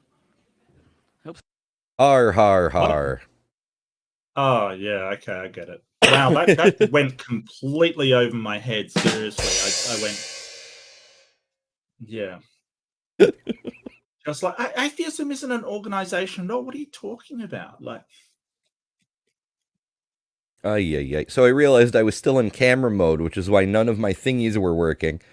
I sneakily turn on this bee whenever Bree walks into the room because Bree always announces herself with buzz. So yeah, but it didn't turn on because I was in my camera setup. Whoops. Oh well. Someone caught that. And I am a fan of Christopher Hitchens' work. This is our second debate. But my friends, I am profoundly disappointed with this work. It is his weakest book yet. In it, he is guilty of the same colossal closed-mindedness of which he accuses religion. The book is filled with logical inconsistencies, factual inaccuracies, and blatant untruths. In a nutshell, Christopher Hitchens is a secular fundamentalist fanatic. He falls prey to mankind's most base instinct, namely hatred. He hates religion. He even hates God, which is difficult since he doesn't exist. And most importantly, he hates hope. Ooh, I want to clip that. A rabbi saying God doesn't exist. well, he said even though he believes God doesn't exist. Yeah, I know. It's like, yeah, I get it that he's speaking for Christopher, but still, it amuses me. Like Richard Dawkins, who I have debated at Oxford University on several occasions, Hitchens is a scientific reductionist, reducing humans to naught but vapid animals, semi-literate primates, half-thinking apes. His book lacks joy. It lacks... Well, that's kind of true. Like, we think a lot of ourselves, and it's not entirely unfounded. We've done some pretty cool things. Skyscrapers, airplanes, space shuttles, etc. But we're barely sentient compared to what we can conceptualize levels of cognitive capability that make us look barely a half a step up from our orangutan cousins. Yeah. And there's probably more that we can't even conceptualize. We are at the very bottom, lowest rung of sentient beings. We have a long way to go still. Yeah, I mean, so yes, I get what he's saying. And I mean, Christopher Hitchens uses a lot of sort of rhetoric to sort of put his point across. And I think that is his point. And so what if we are? This is the whole point. Like, your wishful thinking doesn't change what we are. Mm-hmm. Whether you if you don't like the fact that we are sort of these stumbling idiot apes that have managed to get their hands on nuclear weapons, if you don't like that, it doesn't make it not true. Right? So this is the wishful thinking. Do you want us to be, just barely sentient apes? Well, it's not about what I want. The question is what is the actual fact of the matter? Yeah. Like we are what we are. We can pretend we're super special, that there's some magical being who has picked us to be his most favored race or whatever, but that doesn't make it true. Right. So and there's also this thing about him saying, there's no joy in this book, there's no happiness, and it's like, well, we're kind of, I mean, what do you want out of this universe? Like, what do you want? I remember reading there's a guy called Bill Bryson who usually writes travel books, but he wrote a book called A Brief History of Almost Everything, or something like that. Short history of almost everything. And it had some wonderful stuff in there, sort of. So, things like what a lichen is, and sort of what's wants to a lichen. What is it trying to? Just trying to survive. That's it. It like basically is a symbiotic relationship that lives in the most inhospitable rocks where there's no nutrients, but these two organisms work together to survive. And sort of one part of it is like, oh, well, it's a brutal existence where they're barely surviving. But another part, it's really beautiful that they've managed to survive together. This fungus and this algae are just working together to survive where they could not survive otherwise. And something about that's very beautiful. And so I think there's a lot of, in the atheist and secular kind of world, there is a lot of beauty to be found and a lot of noble things to sort of be found. Absolutely. It shows us right from the get-go. Like, we look at nature for a lot of our inspiration, and we see a lot of different things.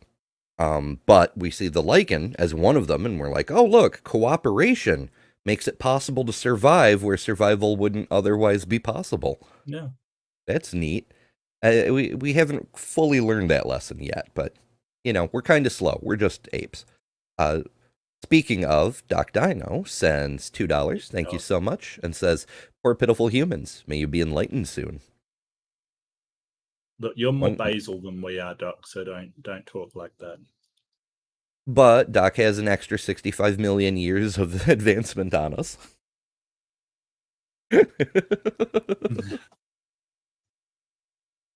Humor. It is a profoundly depressing tome about the decrepit nature of human existence. The book that I've launched tonight, The Broken American Male, available at fine bookstores everywhere, is the direct result of this shattered vision. Human beings are bereft of any real cosmic purpose. All they can do in life is revert to hunter-gatherers, gathering money during the day so they can hunt women at night. In so doing, they fulfill their genetic role of being naught but sperm donors. Jack Nicholson expressed it best in that great Bible of American literature, People magazine of December 21st, 2007. He said, when it comes to love, we men have more in common with a male dog than we do with a woman. Oh, this may be male chauvinism, but it's science, baby. Hence, my friends, Christopher Hitchens does not believe in any kind of heroes or human greatness. Is he trying to make a point or just, talk shit about the male people? Well, I mean, to go to Jack Nicholson for his view on women, I probably wouldn't. I mean, Jack Nicholson hasn't exactly been the paragon of thought in the world that you perhaps think he is. Don't get me wrong, he's a great actor and probably, has some fantastic ideas about movies and things, but I wouldn't necessarily go to him on human behavioral stuff. I don't know why. Yeah, I get that he's got to plug his book, The Broken American Male or whatever the fuck, but could we talk about the topic tonight? I don't know. Yeah. Of Martin Luther King in his book, he writes, quote, he was a mammal like the rest of us, probably plagiarized his doctoral dissertation, had a notorious fondness for booze and for women, a good deal younger than his wife. Mahatma Gandhi is someone who would have caused millions of Indians to starve, and had we listened to him, we'd be worshiping cows. The Dalai Lama makes a claim that he's a hereditary king, and dissenting sects within his faith are persecuted. Of course, Mother Teresa bears... That's a little bit of mischaracterization there. Yeah. I can't speak to Gandhi, but the Dalai Lama isn't hereditary. The next Dalai Lama is chosen by the council, I think, just the other lamas or something like that. They look for the child with the signs. There's a prophet that sort of it's different, and when I say prophet, I'm using that term loosely, but basically there's somebody that selects the Dalai Lama, and I'm not sure where they come from, but I remember reading up on this because apparently they don't have this person to choose the Dalai Lama anymore.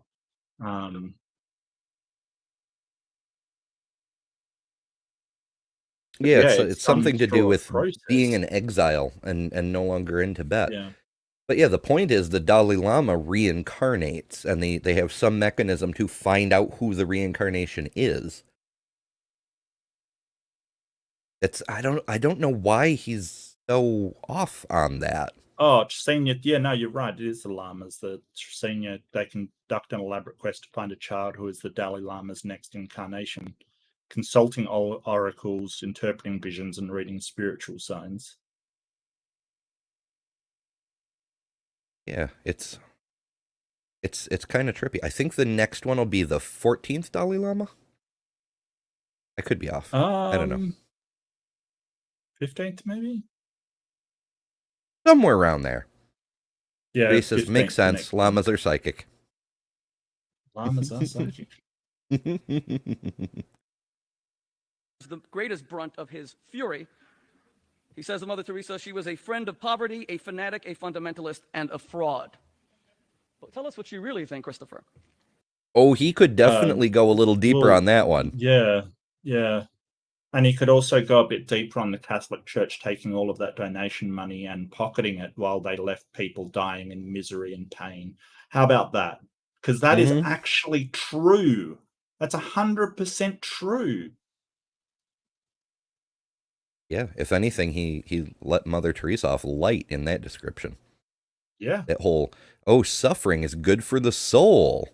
Hey, another super chat, $5 from Jester Lord of Fools. Thank you so much. It says, absolutely not. If they bring up the subject, people might notice that they don't have a leg to stand on. Which subject? Mother Teresa? I don't know. I feel a little lost that I'm not sure precisely what we're talking about.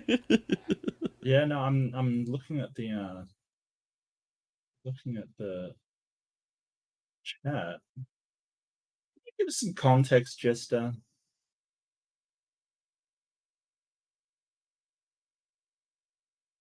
I'm going to assume it's Mother Teresa, at least for the moment. No, possibly. My friends. Yeah, maybe not. I don't know. I just work here. Religion has a vastly different vision and a vastly different take. Yes, a man is a creature like any other, but he is born with the spiritual capacity to transcend instinct and to choose goodness, to rise above his animal nature and become godly. Oh, no, wait, no. This is preaching. Yeah. I hear this a lot. There's this beastly instinct within the animalistic creature of humans and so forth. Fine, whatever. But the ability to rise above our nature is part of our nature. That's why we can do that. Apparently, Jester is saying that you said that we should get to the debate subject. And he said, absolutely not. If they bring up the subject, people might notice they don't have a leg to stand on. So, no, absolutely not. No. Yeah, that follows. And then the super chat crashed the phone. Yeah. I don't know. The technology's been glitchy today. I was having the worst time earlier. I did restart my computer between streams. My StreamYard was being laggy as hell. It was so weird. Okay. What to Hitchens is a failure that humans occasionally succumb to their nature is to us glory. When they choose inspiration over indulgence, they triumph over instinct.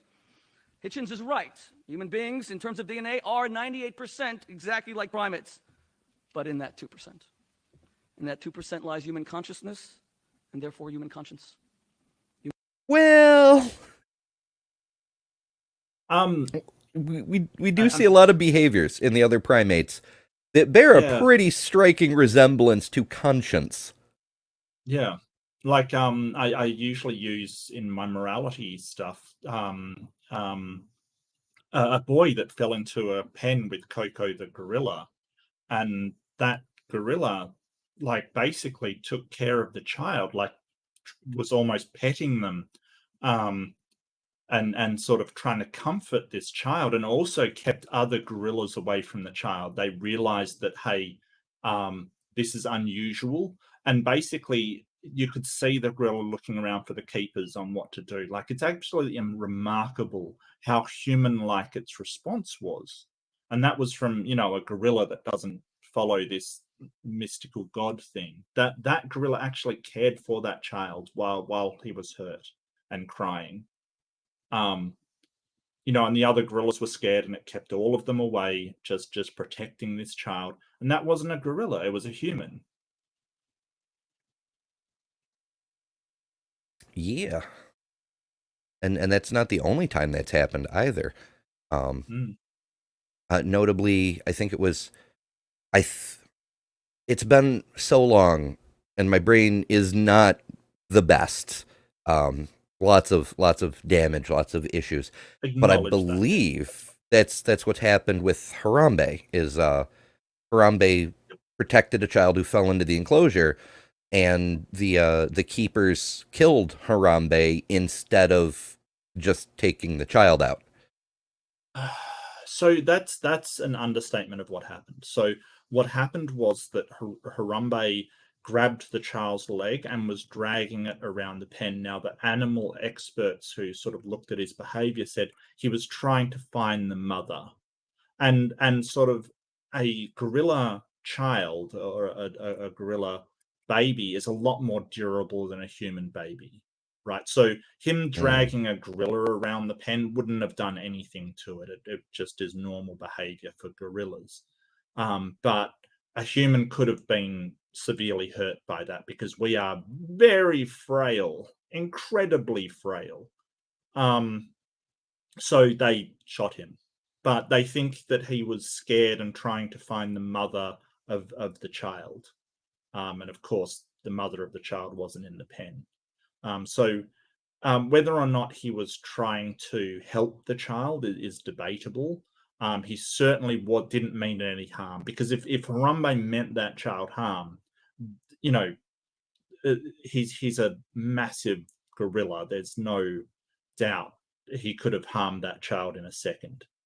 But we just couldn't allow, and this is the thing that you point out, we can't allow a child to be hurt or even killed, because the gorilla doesn't understand that humans are way weaker and way more prone to being hurt than a gorilla. Yeah, I don't know. I feel like they could have used a tranquilizer. They didn't have to go straight to execution, kind of thing. But on the other hand, I did hear the arguments, oh, tranquilizer takes a few seconds to take effect, and he may have freaked out when the tranq dart hit him and hurt the child. Yes. But, killing Harambe is what argument. plunged us into this scary alternate timeline where the world is on fire and the fascists are winning. You think that was Harambe that did that? Perhaps it was actually. So I used to make funny movie posters just for memes purposes and whatnot, and in order to cope with the 2020 election results here in the U.S., I made a movie poster that showed Trump and Mitch McConnell and Ted Cruz and all the other horrible douchebags who had power now, and I put, like, lurking behind them like Darth Vader in a Star Wars poster was a picture of a gorilla, and I titled it Harambe's Revenge. Nice. In Soviet USA, uncivilized apes smash you.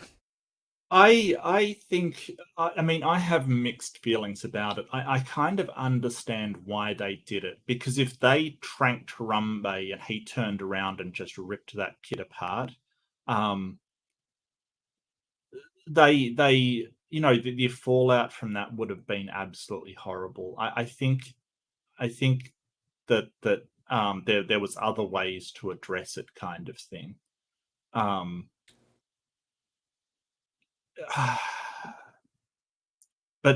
I think that they basically erred on saving human life over all others, and I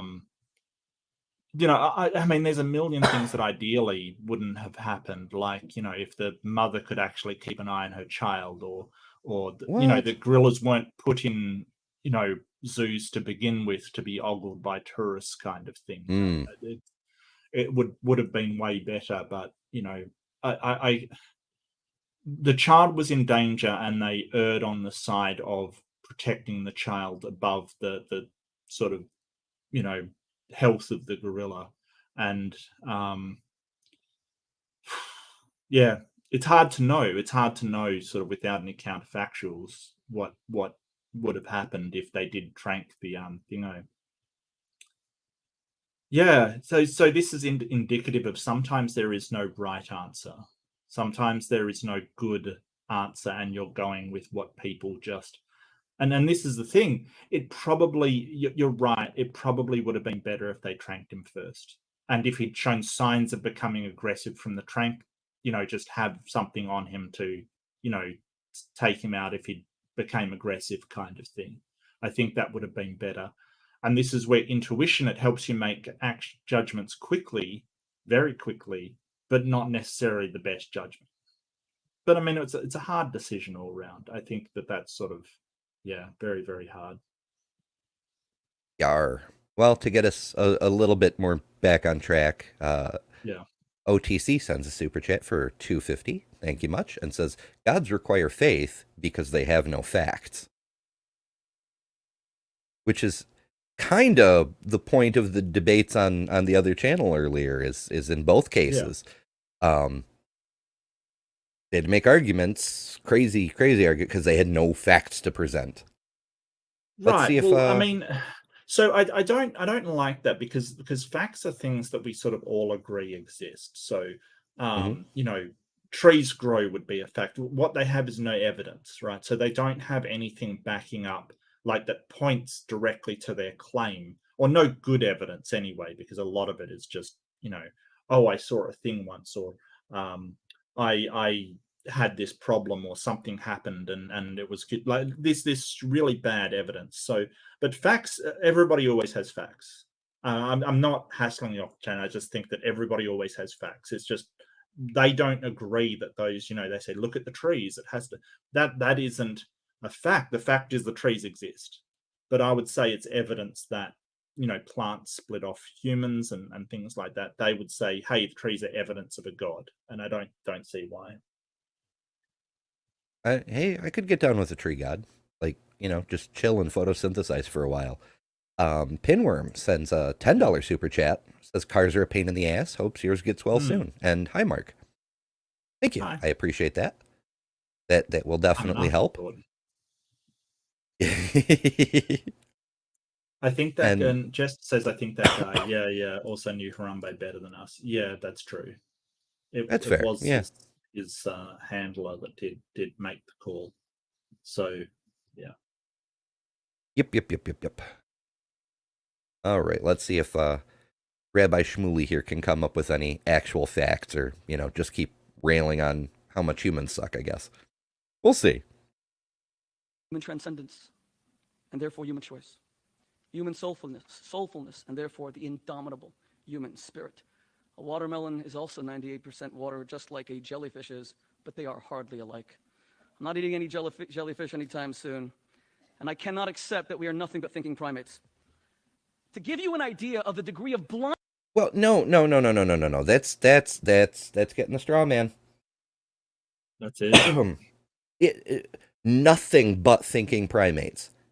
Nobody says that. No one thinks that. Just because we are primates and we can think doesn't mean we're nothing more than thinking primates. That's a horrible mischaracterization. Like, we're more than the sum of our parts. Every living thing is, but the shit we can do is fucking incredible. We have near godlike powers in several areas, several sciences, and we're still reaching out into many others. Well, I think that thinking primates can also be applied to all other primates. I mean, they think. This is the thing, like, they think. Yeah. They just don't. Like, if you look at a chimpanzee's short-term memory, it blows ours right out of the water, like completely out of the water. They can remember sequences of patterns that we would never be able to. It's uncanny. But we're better at tool use and remembering long-term stuff. It's what we do. Mm-hmm. And even the complex other shit, like primates calculus, aren't just thinking primates. Other primates aren't just thinking primates. Like, they're actually, they're a lot more complex than what you're sort of portraying them to be. So, yeah. Mm-hmm.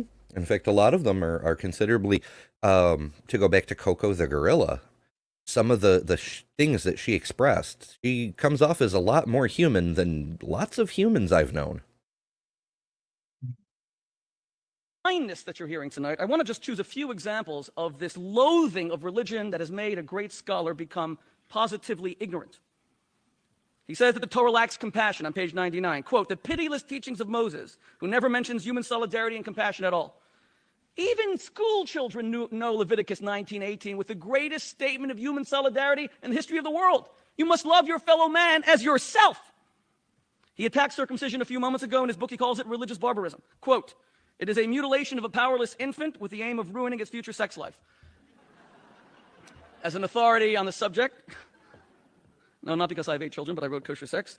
What a shame that Christopher Hitchens doesn't read the New York Times. He would have discovered, I'm sure you remember, it was a front-page story, December 14, 2006. Quote, circumcision appears to reduce a man's risk of contracting AIDS by 50%. In fact, the 2 largest AIDS charities on earth, quote, are considering paying for circumcisions in high-risk countries. So these great charities are going to inflict this barbarism in order to save people's lives. But this is the really... There's other things you can do that'll decrease your risk of catching HIV by even more. Got a condom, dude. Like, seriously. Yeah. And also, I'm not convinced that's true. Granted, this is an old thingamabob, but yeah, I honestly, if I were just intuition, which makes it true according to Daniel, it seems to me that an uncircumcised person is less likely to contract something because there's that extra cover. You know, viruses getting on the skin don't necessarily infect. Whereas if you're uncovered, you're wide open, and things can just swim right up your portholes. I don't know. Maybe I'm silly. Yeah, we just did Leviticus last month.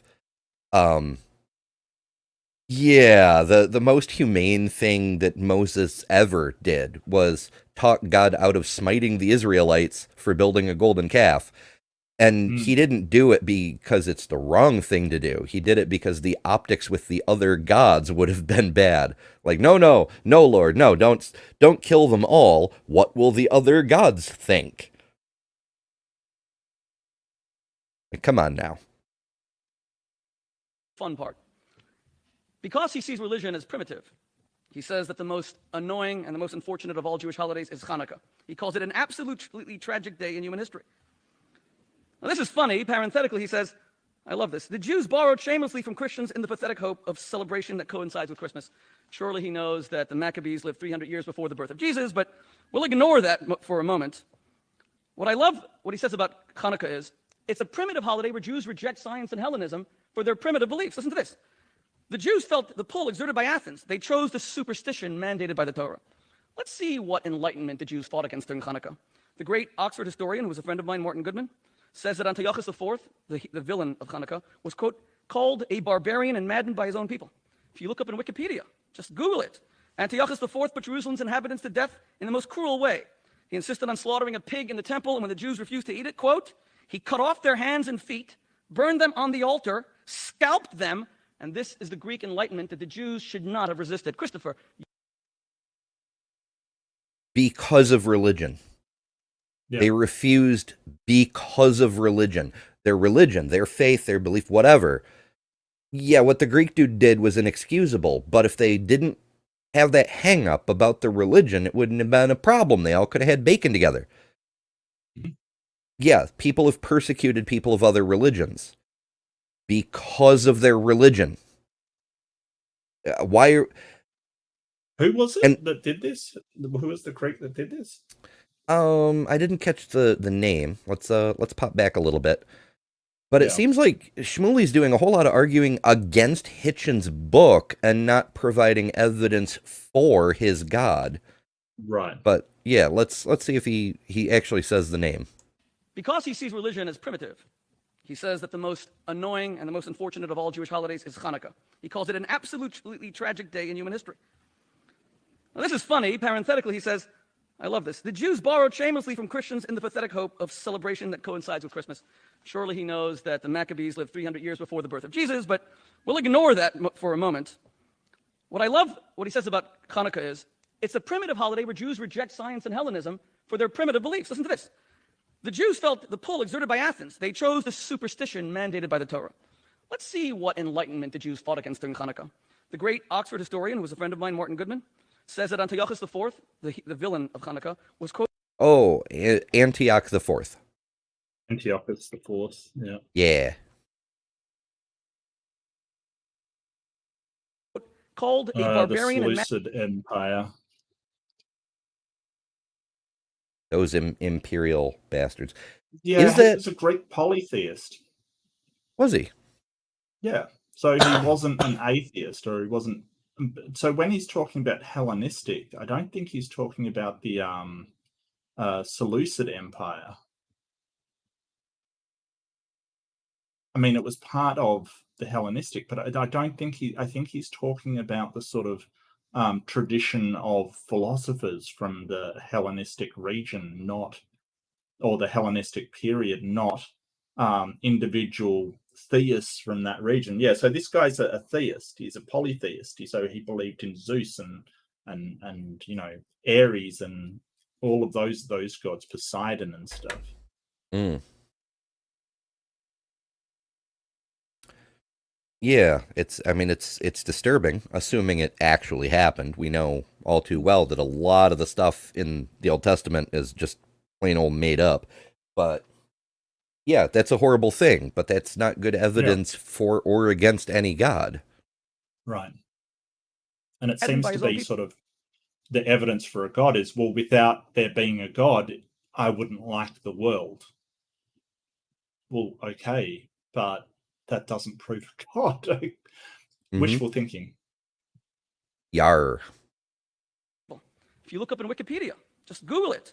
Antiochus IV put Jerusalem's inhabitants to death in the most cruel way.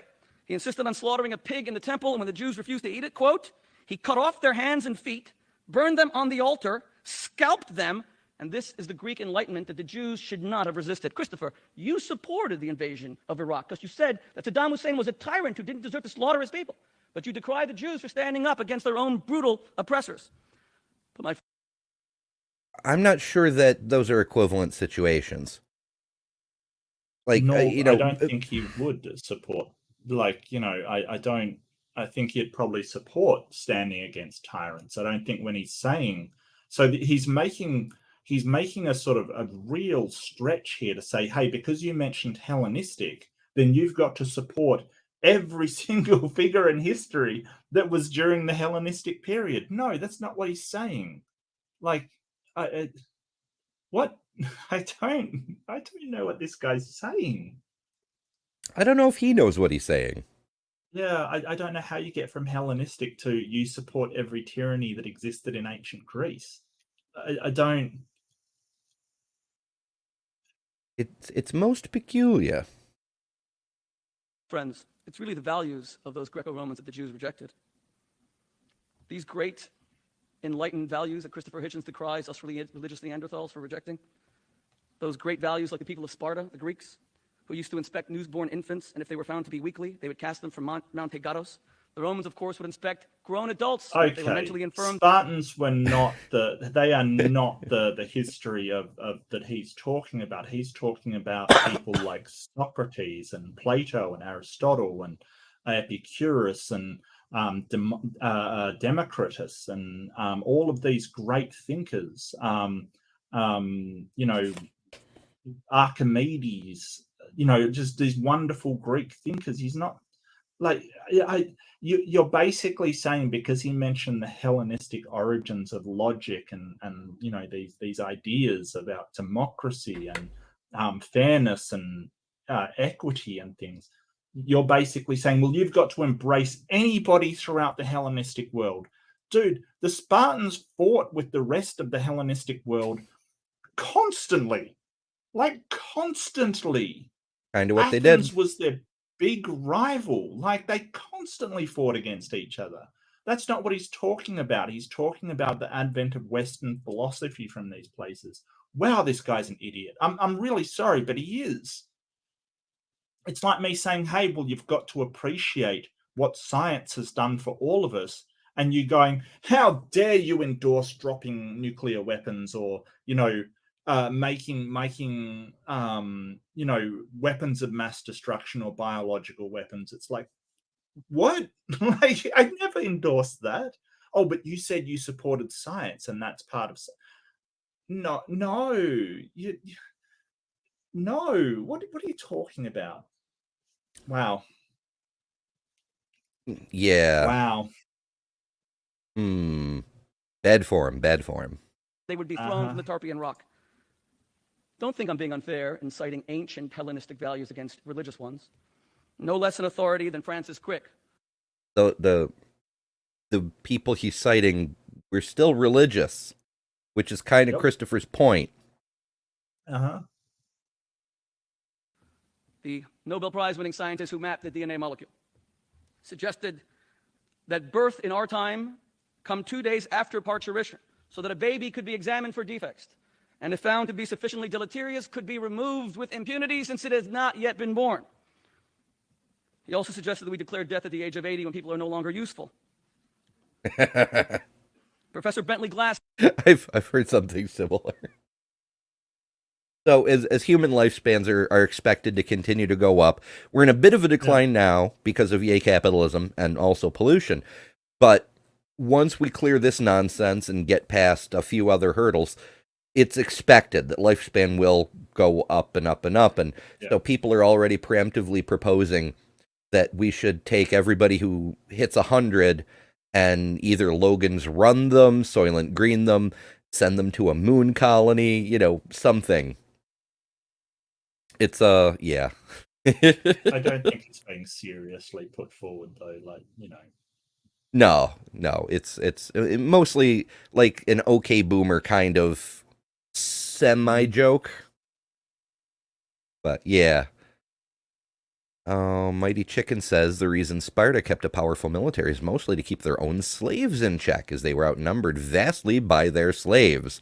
They were at odds with the rest of the Greek states most of the time. So the Spartans had an interesting society. They had their upper class, which were actually the Spartans, and then they had sort of a lower class called and God, I've forgotten the name of them.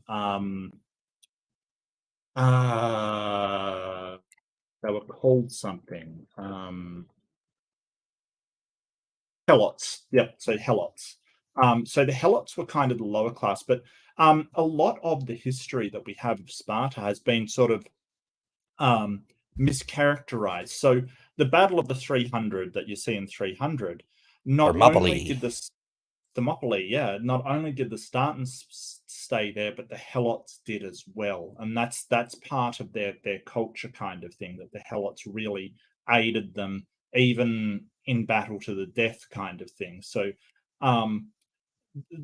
they've been done a lot of injustice, the Helots in Sparta, that they sort of were this sort of slave class. It was just the way that their society was organized, and they could be very, very loyal to the Spartans, but they did have a lot of uprisings and rebellions kind of thing.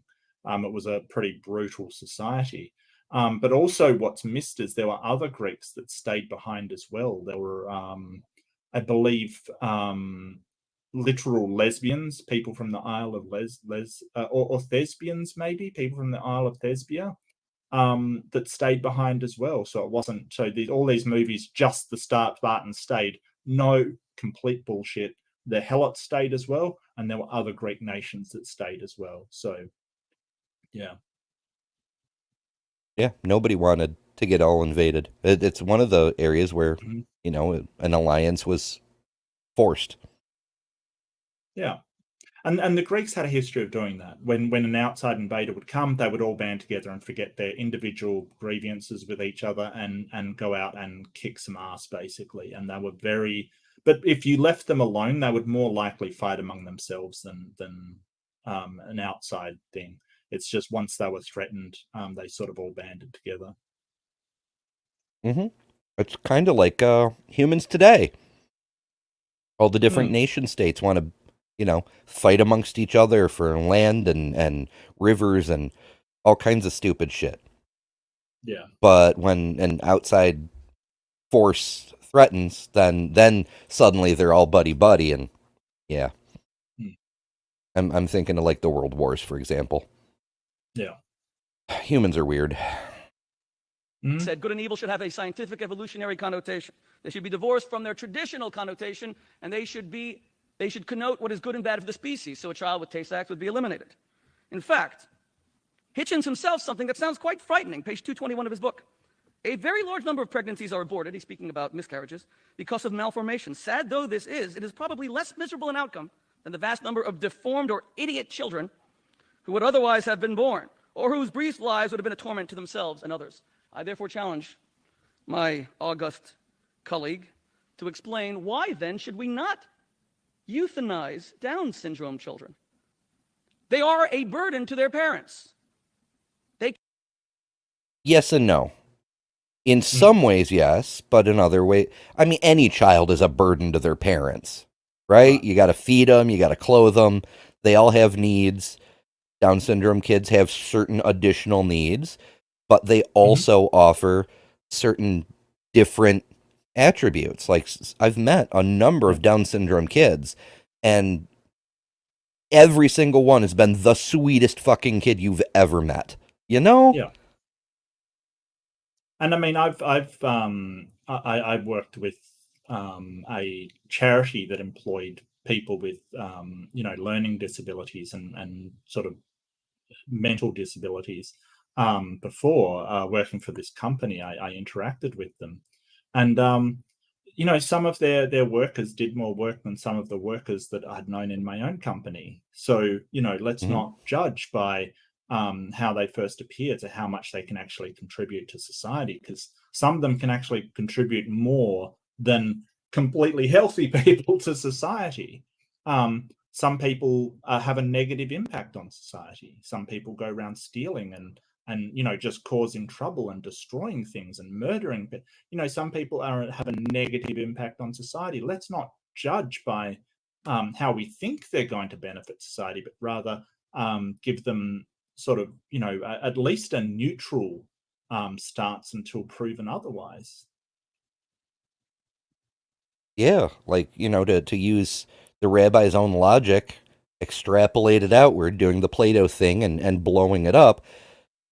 He's suggesting that we should not only determine a person's fate at birth, but we should, if a person steals a loaf of bread to feed their starving family, execute them and their children because they're a poison in the gene pool. Like, obviously that's not, but let's concede for the sake of argument, Christopher Hitchens is a horribly immoral man. Now please prove you're God. Yeah, so this is arguments appealing to consequence. Like, if there's no God, then all of this is thing. That I don't think that's true. I would have a different moral stance on that. But even, let's just say it is. Let's just say that the consequences are that this is a viciously evil world where people do whatever they want with no consequences or whatever, and they can get away with evil things. Let's say that's true. How does it prove you're God? Like, just because it's bad consequences, just because the significance of it you don't like, doesn't make the opposite true. Like, I would like a world like, if there is no God, then people are just getting diseases randomly from infections from cell bacteria. So I don't want that to be true, but nevertheless it is true. No matter how much you dislike it, it doesn't make it not true. Yep. Can contribute nothing to the society. They are the idiot children of whom even our own Supreme Court Justice Oliver Wendell Holmes said, famously, 3 generations of idiots are enough, when so many states here in America used to sterilize the mentally handicapped. What was wrong with that? In fact, let me give you 2 quotations, and I would like you to tell me who you think they are from. Number 1, in nature, there is no pity for the lesser creatures when they are destroyed so that the fittest may survive. Going against nature brings ruin to man. It is only Jewish impudence to demand that we overcome nature. Listen to this very similar quote. The more civilized so-called Caucasian races, the white people, have beaten the Turkish hollow in the struggle for existence. The white people decimated the dark people. Looking at the world at no very distant date, what an endless number of the lower races will have been eliminated by the higher civilized races. First quotation was from a politician. His name was Adolf Hitler. The second quotation was from a scientist. His name was Charles Darwin. Evolutionary theory, as I intend to demonstrate in the second part of this debate, is based on the survival of the fittest. It is not good for the species or for the human race to sustain people who I are knew weaker. that he would do that. He would conflate Darwin with Hitler kind of thing, because yes, Darwin had some weird ideas about what constituted white people and black people, and he didn't have a genetics machine to tell him that we are almost identical. That's the thing. Like, he didn't have that. He was still very sympathetic to the plight of black people everywhere, because he was an abolitionist. So sort of taking Darwin at sort of what he's saying is sort of looking into the mind of somebody that lived during that time. And Hitler talked about the divine nature of the Aryan race, right? Like, it wasn't like he was basing it upon, oh, well, this is sort of, evolution that is causing us to win. No, he believed that it was divinely ordained, perhaps not by sort of a Christian God, but by some sort of sort of force of gods that sort of, almost like ancestor worship combined with occultism and Germanic paganism kind of thing. So, it's just such a stupid argument, like, seriously. Also, I think I need a Godwin's Law graphic because this kind of shit happens a lot. It does, yeah. No, so sort of conflating what Darwin said with what Hitler said it's a tried and true method for these people. They just sort of say, hey, they said things that were roughly the same, and it's like, but they're not the same. They're not the same. Yeah, and Doc Dino points out Darwin was describing what was happening and what was likely to happen in the future based on the past. He wasn't necessarily advocating for it. Right. Charity is a religious concept, pure and simple. That's No. Bad, No. Rabbi. Yeah, that charity exists in secular countries. Can you explain that? Non-religious people give the charity. Can you explain that? Now let's gloss over that. No, charity is simply religious. That's all. Yeah. It's that Frank Turek. Oh, you're stealing from religion. In this case, it's all religion, but whatever. That's why you heard such a depressing presentation. There is no hope. Life has no amber. There is nothing that glows. In fact, the point, if you were listening to Christopher, was that if you put your hope in made-up nonsense and illusions, you're never going to be able to actualize real things. But you can find hope in real things. Like, we hope we're going to find a cure for cancer one day. It may still be a while, but instead of just praying to an invisible sky wizard and hoping for the best, we're doing something about it. And this way, we may actually get somewhere one day. And I take great exception to him saying life has no ember, because I'm talking to one right now. So how dare you, sir? Have an ember. I didn't even notice that. Yeah, he said life has you no have a Hulk. ember, and I'm We like, have an ember. Excuse me. Did I show you my my audio graph? Shoot, I put my regular one on. Let me switch. This one. Because I do StreamYard now, I tend to just do with the StreamYard background thing.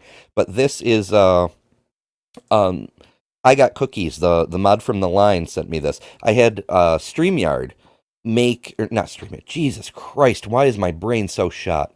I made Midjourney. I told it to imagine the perfect cookie. And it made a really cool cookie. And so I sent it to her because her name is I Got Cookies. And so she sent me back. She asked it to imagine the perfect ember. And that's what it came up with. And I'm like, oh, I'm making that my audio avatar now. I don't know. I was amused. Now that's a tangent upon a tangent. Haha. Yeah. That's all right. That's what we're here for. Yep. And now it's what your audience is here for. Yeah, I mean, we're, as keeps pointing out, we're certainly not doing a whole lot of the debate. We're way more interesting than Schmuley. Yeah, it's not hard. He just seems to be preaching, like this is something you'd hear from a pulpit. It's he's not addressing. He's just saying, "Hey, I don't like Hitchens' book. Hitchens' book makes me sad." So Yeah. what? Yep. The greatest British evolutionist of the World War II period said, quote, "To see evolutionary measures being applied vigorously, one must turn to Germany of 1942. We see Hitler devoutly convinced that evolution produces the only real basis for a national policy. It means he Sigh. Eugenics is not evolution.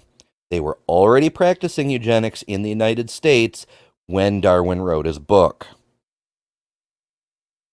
adopted was organized slaughter to secure the German race. They needed more space, they needed more food.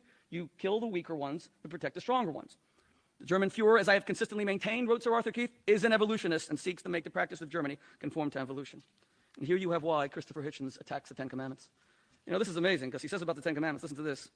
However little one thinks of the Jewish tradition, it is surely insulting to the people of Moses to imagine they had come this far under the impression that murder, adultery, theft, and perjury were permissible. Yeah. Well, I mean, the whole idea that, because Cain and Abel, that was a murder, and it was clearly wrong then. So you didn't need the Ten Commandments to know that it was wrong.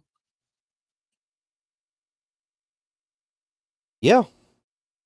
So, I don't know why you're sort of saying, hey, we needed the Ten Commandments. No, we didn't. They knew it was wrong to start off with. And then proceeded to ignore it a lot. Yeah. But he misses the entire point. God didn't bring. Oh, Hitchens misses the entire point. Oh, okay. I yeah, can't wait to obviously. hear this. Bring the Jews to the foot of Mount Sinai to tell them not to kill. God brought them to the foot of Mount Sinai so they would understand that do not murder is God's law. Not now, not ever. There is no excuse. This is why genocide is perpetrated by nations who have man-made laws. There were laws against murder in Ottoman Turkey. There were laws against murder in Nazi Germany. There were laws against murder in Cambodia with the Khmer Rouge. But they were human laws and subject to human tampering. That's why the Ten Commandments have preserved the morality of a nation who I do believe he has just stepped in it big time. Well, there's murdering in Israel, dude. What can I say? What's your point? Yeah, I think he's setting himself up for one hell of a hitch slap. That's all I'm gonna say about that. Okay, no, you could be right. even when they were turned into soap and lampshades during the Holocaust, never blew up a German school bus because we live by that edict, do not murder. What? The What? Jewish resistance did what? That was the highlight, like, the whole thing, the reason, like, oh my God. There was an intense Jewish resistance during the Holocaust. It's one of the marks of pride of the Jewish people, because even while they were being wholesale slaughtered, they fought back with everything they could. They had to hide, they had to be sneaky, but they blew shit up. They killed Nazis. That was the spark that ignited Israel's military when they were given a new nation. They said, we're going to fight like hell to defend this land, like we fought against Hitler. For fuck's sake, my dude, does he not know his own history even? Apparently not, if he's saying the Jews have never murdered. Well, I mean, there was armed, violent insurgents by the Jews. I mean, it was crushed pretty brutally by the Nazis, but there definitely was. And there was Jewish people that joined up with the American army, Jewish people living in America, just to take back and sort of visit punishment on the Germans. What are you talking about? For fuck's sake. Now I'm riled up. Friends, open your eyes and see what I see. As Rabbi Akiva famously said, just as the garment testifies to the weaver, the door to the carpenter, the house to the builder, so the entire world testifies to God, the Creator.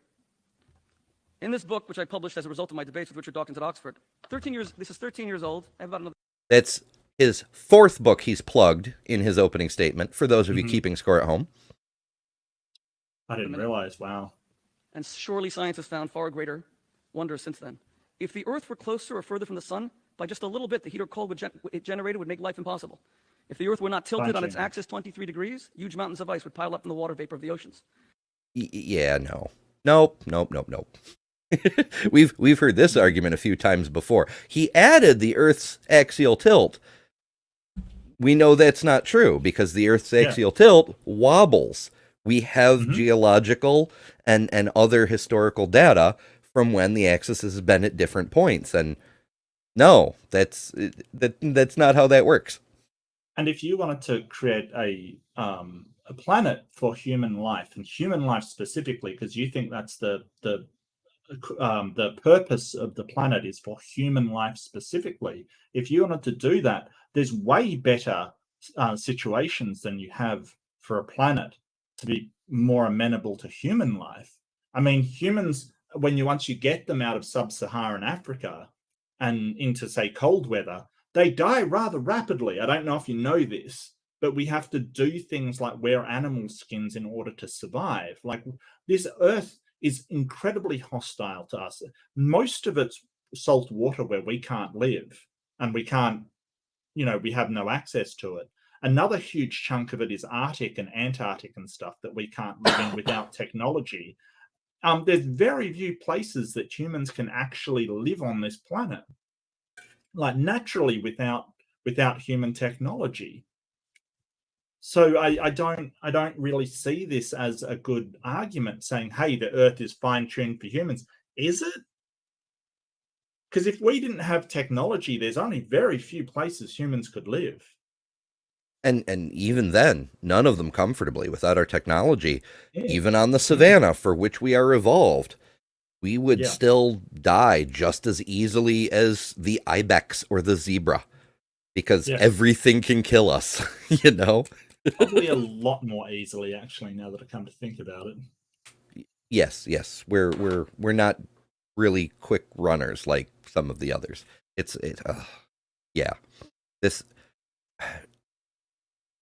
The reason we have the abilities we have is because the Earth is not perfectly tuned to us. It is hostile to us.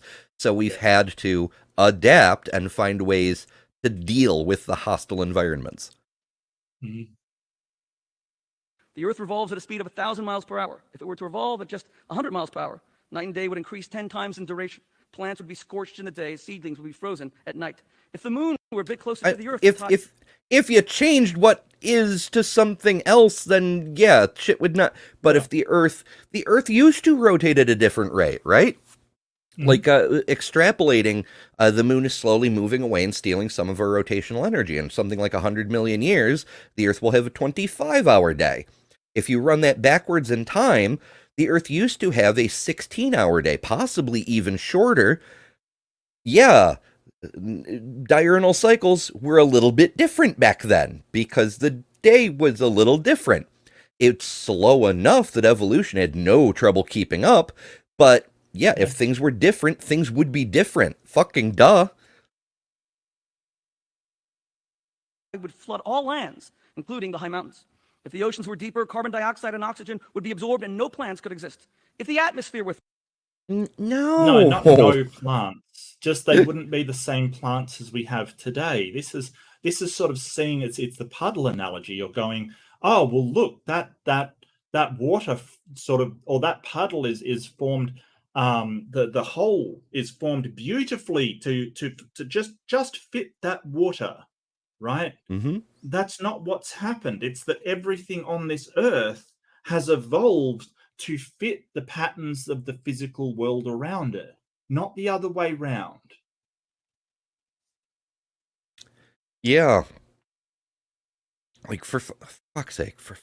There's so much for fuck's sake going on. Humans are good at a few things: planning, learning, adapting, manipulating tools, and endurance running. Other than those, very weak and killable, and tasty. Thanks, Doc. Thanks. Definitely endurance running. We're very good at endurance running. That's one of the things that we're really good at. This whole idea that, hey, because the world seems like it has been made for us, then it's made for us, without understanding that we've changed to adapt to the world around us. Like, it's so backwards thinking. He's kind of making Hitchens' point about the backwards thinking. Like, Yeah. I mean, like language. Language is one of our superpowers. Our ability to use this audio interface to create a kind of limited telepathy where we can convey ideas Yeah. from one mind to another, and then written language on top of it. Now we can not only convey ideas from one mind to another, we can do it across space and time. A person in the past can send a message to a person in the future by writing it down. It's really fucking cool. And Yeah. that's one of our near divine powers. And that's one of the things that his God had a problem with. Tower of Babel. So, fuck him. I mean, the problem was so, like, it wasn't because it was dangerous or it was because it was bad or anything like that. It was because if humans worked together and could communicate, we would be capable of anything. That's literally the reason given why God decided to knock Tower down. Humans would be too successful. It's like, what the hell? Like, what kind of God gets sort of, oh, the humans will be too successful, I've got to knock this down. Like, what a dumb reason for doing it. Yeah. I mean, it's the same thing as Eden. We got to kick them out before the humans become too much like us, all godlike and whatnot. Thinner. Millions of meteors, which are burned up in the air, would fall to the earth and cause limitless devastation. While most substances contract when they freeze, water miraculously expands by 1/11 of its volume. This makes ice float on the top, and it allows a fish to survive. Till today, the cause of this expansion perplexes scientists. 2 weeks ago, the New York Times Magazine wrote, January 13, 2008, the moral sense is an innate part of being human. We are born with innate morality. It is not acquired. A list of human universals. This man claims to have 8 children. Yeah. I wonder if he was home for any of the time they were children. Because children will steal each other's toys. They will bite. They will cry and scream until they get their way. They will steal the last cookie from the cookie jar until you teach them not to and show them why. You have to invoke their empathy to show them why. Morality is a developed function of empathy. You can say the empathy might be inborn, but the morality is definitely not. Yeah, and reciprocity is probably innate as well. But those two things do not equal morality. You're basically saying, hey, we're given these tools for sociability, and those equal morality. No, they don't. Because while you can be empathetic towards somebody, it won't tell you what to do. It doesn't say what ought to be done about that. If that's your idea of morality, then whatever you do on instinct is moral. It's ridiculous. Like you have to do something else to get to morality from there, to say what you ought to do. Because just as Hume pointed out, an is does not, you can't get an ought from an is. Like just because you feel empathetic towards somebody, just because you feel bad for them, it doesn't tell you what you ought to do. It doesn't. On a related note, Doc is perplexed that he's perplexed that ice formation confuses scientists. Yeah, I that sounded odd to me. I think it's just the alignment of the molecules when it freezes. Like, I don't think it's particularly baffling to us that we don't understand why. Exactly. I mean, it's remarkable. He's right that it's necessary for life to function. That's why we care so much about liquid water as opposed to, say, liquid methane or liquid mercury or whatever. But it's not really a mystery when they form the crystalline pattern. They necessarily become less, at least in normal ice. There's many different ices, which we've talked about in other episodes that you can go back and watch in the back catalog if you really want to. But the normal ice we talk about with ice, it's less dense than in its liquid form. It's a little weird that way, but it's not really a mystery why. But there's other elements that sort of have unusual properties, like mercury and gallium are metals, but they're liquid at room temperature. We don't say, hey, well, we don't understand why. That's their chemical composition, dude. Like, come on now. Like it's just, why point out this one thing about water? Why not talk about how gallium is liquid at room temperature? Why aren't we talking about that? I think in this case, it's because he wants to say this is a necessary thing to make life as we know it possible. Therefore, it was put there by God or something like that. And we got another super chat from Jester, Lord of Fools, sends $5 and says, when I was a baby, I stole my sister's bear. She smacked me, and I turned black and blue and other pretty colors. I mean, that's not... They make body paint. You don't have to do that. But no, I get what you're saying. I also had an older sister who did not like it when I took her Barbies and My Little Ponies. By anthropologist Donald Brown includes moral concepts, including a distinction between right and wrong, empathy, fairness, admiration, generosity, shame. These are all character traits which are antithetical to evolution, which are about ensuring that your genes survive. Finally, my friends, listen to this. The little embryo... Ensuring your genes survive is antithetical. Whatever. I'm going to let that one pass. Yeah. But I think all of those things that he mentioned, why they're antithetical to evolution, I don't understand. Like, so there seem to be negative social feelings of sociability, like sort of shame and all of these things. I don't know why they're antithetical to evolution. I get that they might not be useful anymore, evolutionarily speaking. Like a lot of the fear responses that we have aren't really that useful anymore now that we're not living on a savanna. But they're not antithetical to evolution. They're just a byproduct of it. I don't understand. Yeah. I don't think he understands how evolution works. Like that there's going to be things that sort of evolutionarily we've developed. Like Doc mentioned endurance running. Now, the reason why we can do that is because we can sweat a lot through pores on our skin. And it's like saying, well, sweating through your skin is antithetical to evolution. No, it's just a byproduct of it. It's not for it, and it's not against. It's just a thing that happened. Like I don't understand how it's got related to evolution at all. It is a slight advantage. It's one of the reasons we're good at being endurance runners, is because we have a better advantage over our hairier cousins for our own thermal regulation in that respect, and that we can run and run and run and sweat from everywhere instead of like a dog where you have to, and that's your only heat sink. I feel so sophisticated doing the whole dog thing. But they have races against people in England. They have a long distance race with riders, people on horseback against humans. And of course, the horses win in short term, but over long distance, humans win it nearly every single year. Like humans can outrun a horse over long distances.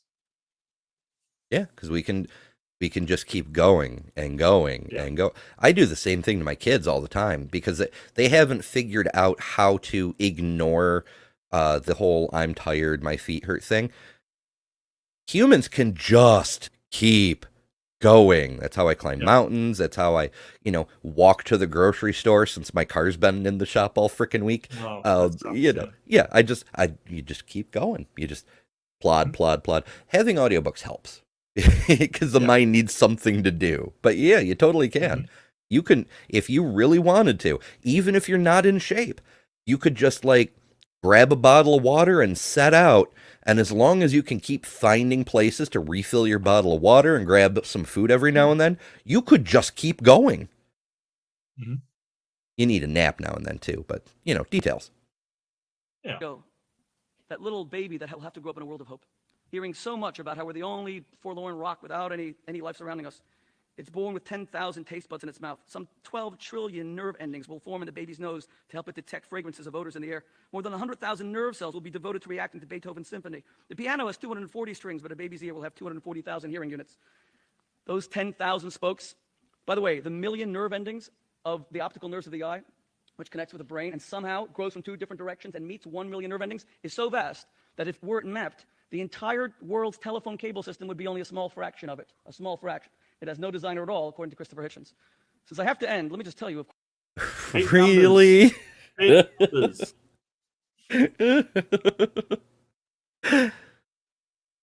So the inferior. Why is it always that somebody wearing glasses makes the human eye is perfect, therefore God argument? It always seems to be somebody wearing glasses. Immune to irony. I've said it before. They're immune to irony.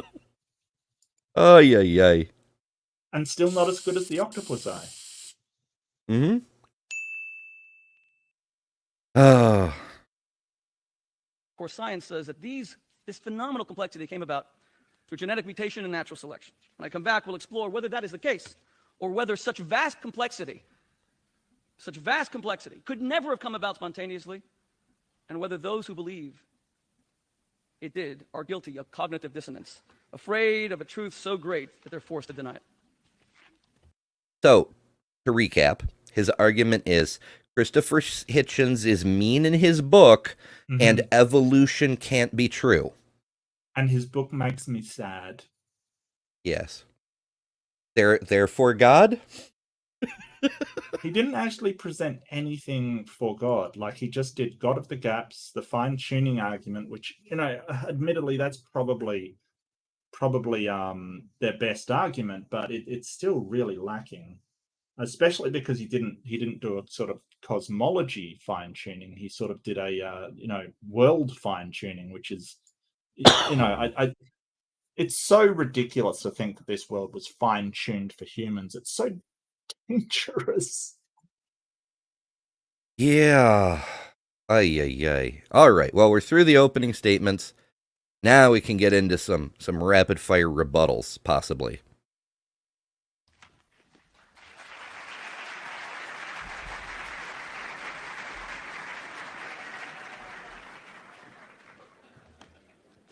Well, as some of you already know, never buy crackling from a moil.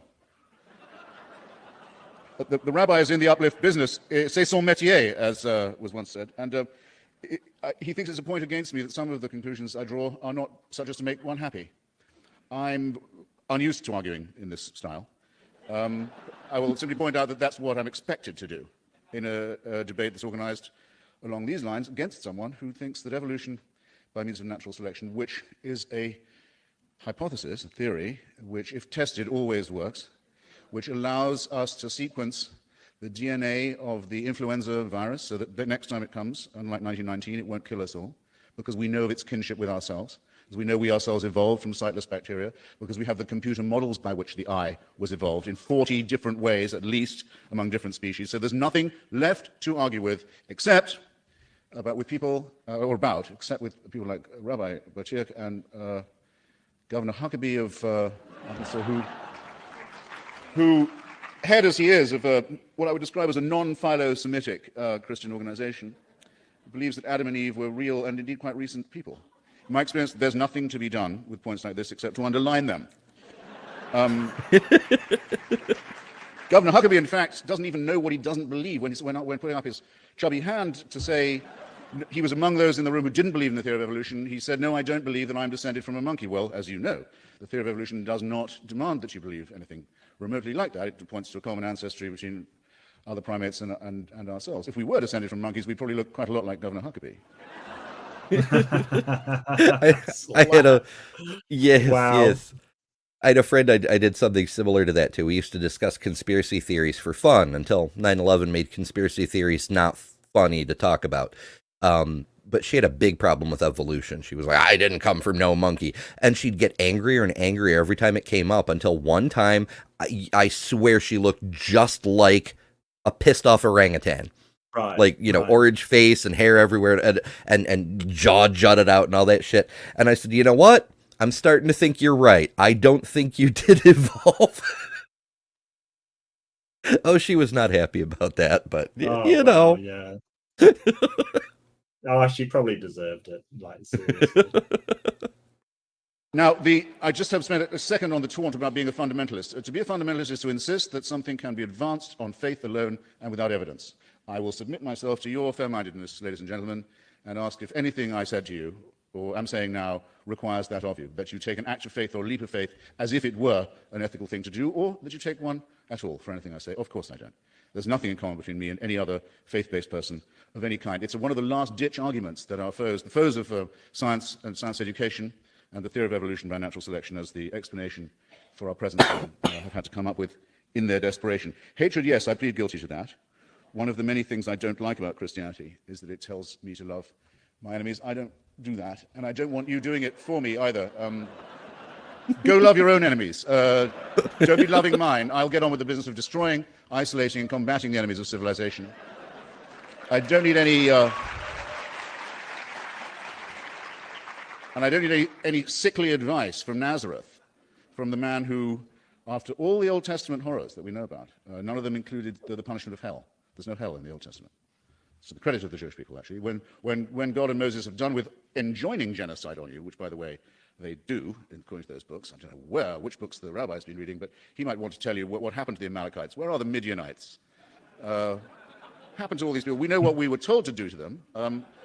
So glad to think that those books are fictional, because if they were true, we would all be bespattered with the blood of others to please a hideous authority. But no punishment once he's done with you. Once the earth is closed over you, that's it. There's no torture of the dead. Not till gentle Jesus, meek and mild. Do you get that? My same point about the overrated figures of Dr. King and Mahatma Gandhi. It's a very bad thing, it seems to me, that especially in white liberal society, the plaster saint of Martin Luther King has become iconographic. It's led to two bad consequences that I can think of. One, the great black secularists and socialists and trade union leaders, some of whom spoke at this very podium, Bayard Rustin, A. Philip Randolph, and the others, the people actually organized the March on Washington with their white friends, secular friends like Victor Reuther of the United Automobile Workers, the people who actually put this great movement of liberation onto the streets, are airbrushed from history. White people are given deliberately the impression, well, black folks sure like their preachers and their pulpit men. And as a result, anyone who can claim to be a preacher, a fraud, a demagogue, a crook, like Al Sharpton or Jesse Jackson, is automatically awarded the right to represent black America. This is not progress. Very well? I hope you understand me. It's not Dr. King's fault. That is not Dr. King's fault, but as I say in my book, but it is the fault of those who make a cult out of him and who dare to say that without religious permission, we wouldn't know how to demand equal rights for our African-American brothers and sisters. Well, excuse me, we don't need religious permission for that, and the case for it had been made by the secular left long before Dr. King started preaching, and that's precisely why he was always attacked in his lifetime, for having communist and socialist and Marxist friends, which he did, who had done most of the spade work. So let's again be very clear what we're talking about. I'm sorry, I do not believe the Dalai Lama's claim either to be hereditary king or hereditary God, and I think anyone who does believe it is a fool. And there hasn't been even the pretense of an election in the Tibetan exile community that he's now been leading for more than almost half a century in Dharamsala in India. It is still run as an absolute despotism. People who like that sort of thing, like that sort of thing. More to the purpose, and you'll let me know, Mr. Chairman, when I'm coming to the... I have rather a crazy salad of slanders to respond to, and I don't want to miss any of them out. If you want to saw off the end of your penis, you're welcome. You're not to do it to a child who hasn't asked for it. Same with the genitals of a little girl. Thank you. Consent. Damn it. Yeah. This isn't hard. Where's my theist buddy? If you're in favor of sort of reducing your chances of having AIDS, you can't just put that procedure onto a child. Like, even if that were the case, and I'm kind of dubious that it is, you can't just decide that for a child. Because as you said, there's other ways to prevent getting AIDS. Yeah, and there's always excuses. They never want to say it's just because religious reasons, They don't want to admit the actual truth. It's always, it'll be better for their sex life. It'll be better for their wife's sex life, assuming a lot on that one, but, whatever. Yeah. It's better for their health, or fuck them, it's easier to clean when they're babies. Like, anything but admit that you're doing it because culture says you should do it, not because there's any legitimate reason. Yeah. Let's face it, the real reason is a religious reason, is because their God demands it. That is it. Stop lying. Like, yeah. Ay. I do wish he mentioned all the genocides, and I don't think Schmuley is clever enough to see what he did. how he was like, oh, you make this big deal about how no Jew has ever killed ever, apparently, and then the Old Testament is full of genocides. Yeah, yeah. But I wish he'd spelled it out a bit more expressly, but, he does have a lot of points to respond to, I guess. A lot of slanders to respond to, yeah. I Yes. love how he throws those words in and they just change the context immediately. It's I know. This is why he's one of the all-time greats, because if it were me, I'd just be like, so no evidence for God then? Yeah. You're just going to talk shit about me the whole time? Okay, I win, I guess. Ay, ay, ay. If she thinks later on she'd be better off without them, let her take, or have taken to her, a sharp instrument. If it proves that it's good for AIDS, which it might well be, I've heard it's been said that it's good for cervical cancer, let it be decided by the grown-up. It is not right, it is not moral, it is in fact wicked, to submit children to the mutilation of their genitalia, or to anyone without their consent. Do you understand that that this elementary point only needs to be made because of wickedness enjoined by religion? The rabbi here is a fairly humane guy. He wouldn't, if he didn't think God was involved, ever consider mutilating the genitals of a child. But because it's a covenant with God, anything can be done. Now, don't you see? You laugh, but you should be crying. Yeah, that literally makes the point. Like, the whole point. You might think of yourself as a good person who would never, ever hurt a baby. And yet, if you're a religious person, as long as the invisible sky friend says so in his book written by humans, well, then it gets shunted into this whole separate part of your brain where you don't actually think about it or question it. Yeah, and it's sort of, talking with Rebecca from Bread of Life, that kind of thing sort of makes itself readily clear. Nice lady, kind to everybody, generous and stuff, but admitted that she would do all kinds of horrendous things if she knew her God demanded it. Killing children if she knew her God demanded it. Like in this person that you see is, oh, you're just a nice person that would never do something like that. Well, when you say never, you don't mean never. You mean, if a God's not involved, never. But if a God is involved, she'd be first in line with the butchering knife, which is horrendous. It's horrible. Yarr. I don't know. Arian, I haven't heard anything along those lines. I'm not saying you're wrong, just that I've never heard anything along those lines. No, I've heard that you can have problems being circumcised with sensitivity. Like a lot of older men, they don't even like, it can be painful and sort of they don't have any sensitivity, so they don't enjoy sex anymore, kind of thing. So yeah. Yarr. Oh, I think Jester's got the right solution. If being uncircumcised does cause pain in old age somehow, then, get circumcised then. Yeah.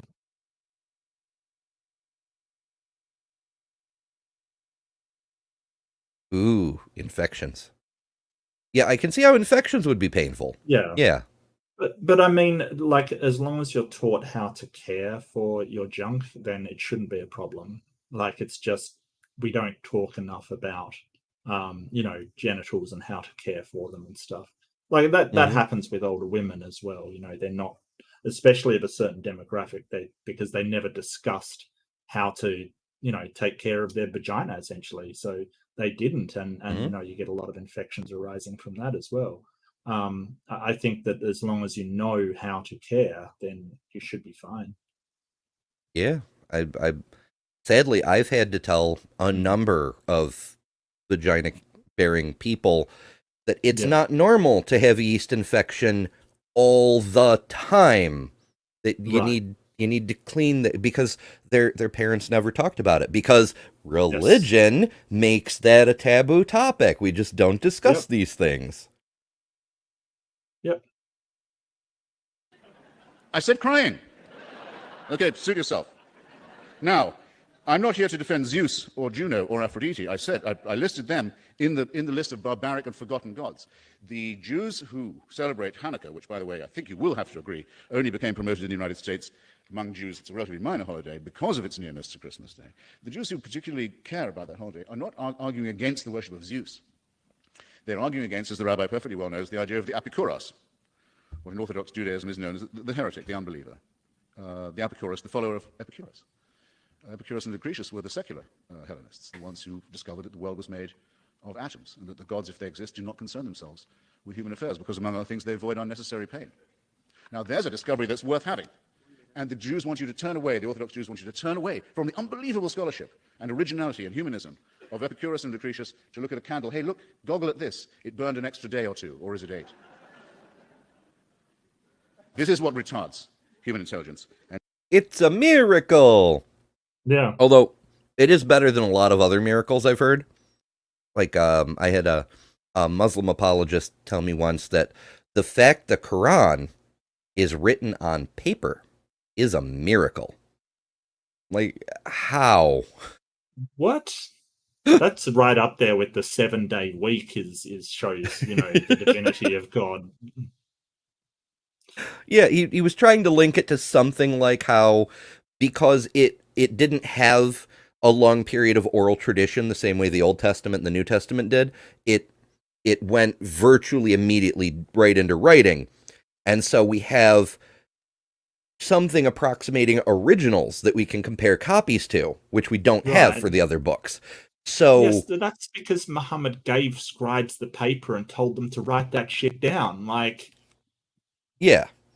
So the fact that the Quran exists in nearly its original form on paper, as opposed to, you know, the original parchment or whatever the fuck they wrote with in, you know, 7th century Jerusalem, that's a miracle. Which I suppose, actually, considering that Muhammad was himself illiterate, you could argue is a miracle. Like, how did this really, shit get written down when he couldn't write? But also, why couldn't all-powerful Allah give his prophet the ability to write? Seems like a bit of an oversight to me. seems like a bit of a learning disability to me. I mean, he obviously wanted to write shit down, but couldn't be bothered learning how to write, you know, like. I'm not saying that he, you know, I mean, it probably would have been pretty. I'm not hassling the illiterate. It's just, yeah, God's messenger is illiterate, and somehow it's more in his favor that he got other people to write it down. I don't think so. Somehow,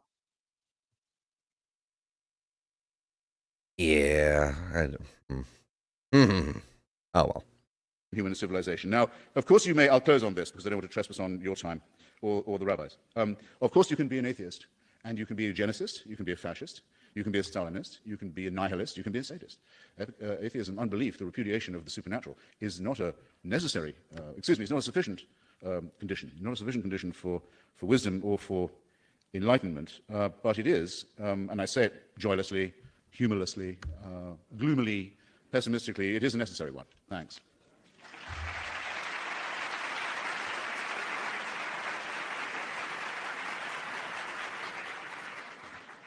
is he going to do a rebuttal or a second introduction? There's the question I have. My objection to the current religious secular debate is that for so many centuries, Christopher Hitchens is right, religion had a very closed mind. Who has the closed mind now? Who uses character assassination to portray anyone who has certain beliefs that they try to root in logic as closed-minded, unscholarly? The gist of my argument. Rabbi Schmuley. We just saw him do it. Like, most of his opening was just character assassination of Christopher Hitchens. And then he squeezed in a couple of really basic apologist arguments at the very end. Like, come on now. Fine tuning at the end, you know. Yeah. Sprinkle a little fine tuning on that character assassination. I mean, you were the one that was comparing Darwin to Hitler, dude. I don't know. Wow. Yep, just zoom, no self-awareness. Oh, yeah, none whatsoever. Is that Christopher Hitchens, who is one of America's most talented writers, has become so fanatical in his hatred of religion that he just invents things to decry it. For example, he can make fun of the fact that I don't believe in evolution, although I never even said that. I believe in evolutionary development, as the Torah itself says. 6 days of creation, the mineral was followed by the vegetable, then the animal, then That the is intellectual. not Question is whether this evolutionary development, dude. Come on now. What? He makes fun of that. I don't believe in evolution. Yeah, because the evidence is overwhelming. Like, it is so overwhelming. It's incredible. It means that, like, you sort of lack credibility if you ignore all of this evidence or explain it away somehow. But you want to equate evolution to what the Torah says, that the universe was created? Come on now. Come on. And he got the order wrong, but details. Like, he's a rabbi, and he doesn't have the order of creation. Of course, I guess it depends on whether you're looking at Genesis 1 or Genesis 2, but Yeah. mineral, vegetable, animal, not really how it went. I mean, we had the earth before we had the plants in Genesis, but then we paused to make the stars and shit, like the sun. Yeah. I don't know. I mean, technically the sun is not a mineral, but it definitely falls into the category of the not alive things.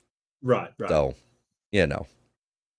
is guided. The question is whether mathematical possibilities allows for this. But before I even get to that, here's an example of just pure invention in order to make religion, Jews, the state of Israel look bad. Listen to this. He's writing about the greatest scientists of the 20th century, saying, don't be impressed that Einstein believed in God, because he didn't believe in the God that we believe in. He was a deist, and, quote, offered the first presidency of the state of Israel.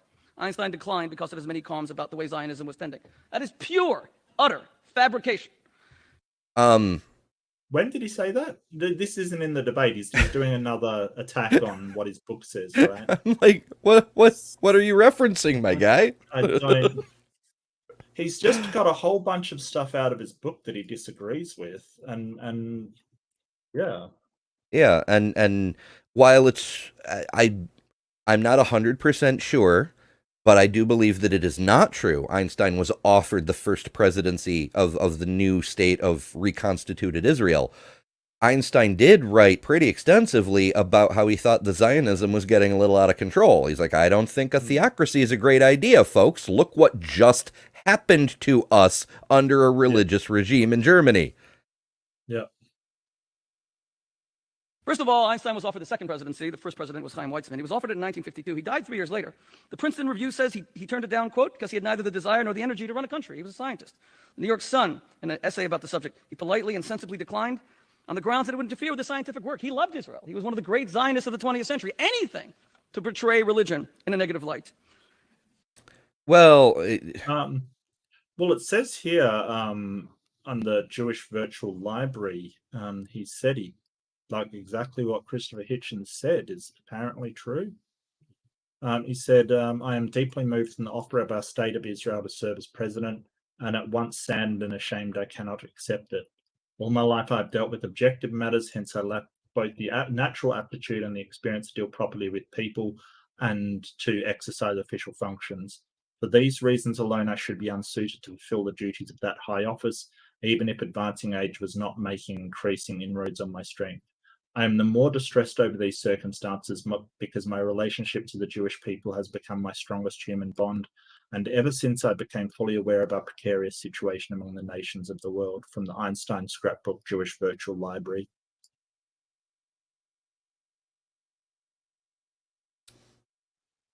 okay. So yeah. I don't know. I mean, it looks like he actually did reject it. Yeah, it could be. It was the second presidency instead of the first, but that's kind of a nitpick because that's not really the point. Right. Yeah. As far as the great complexity, well, you continually invent in your book. I'll get to that in a moment. You'll have to just be patient as I dissect it. Can we not talk about the fucking book and do the Could debate you're here for? these arguments, yeah. This isn't a book review, dude. Seriously, holy fuck. My friends, most people today accept evolutionary principles without being knowledgeable of them. I actually studied them and debated some of the world's greatest evolutionary biologists. He studies them, he says, after all this nonsense. This Okay. isn't a debate on evolution, bro. What are you talking about? Yeah, as we've mentioned numerous times, Like, yeah, evolution neither proves nor disproves God. It's neutral on the God yeah. question. If you want to go to argument from design, go to the frigging argument from design. Don't just talk about evolution. Like, actually tie it into something. But you're in a rebuttal stage at the moment. So you've got to rebut what he's saying, and you're rebutting nothing.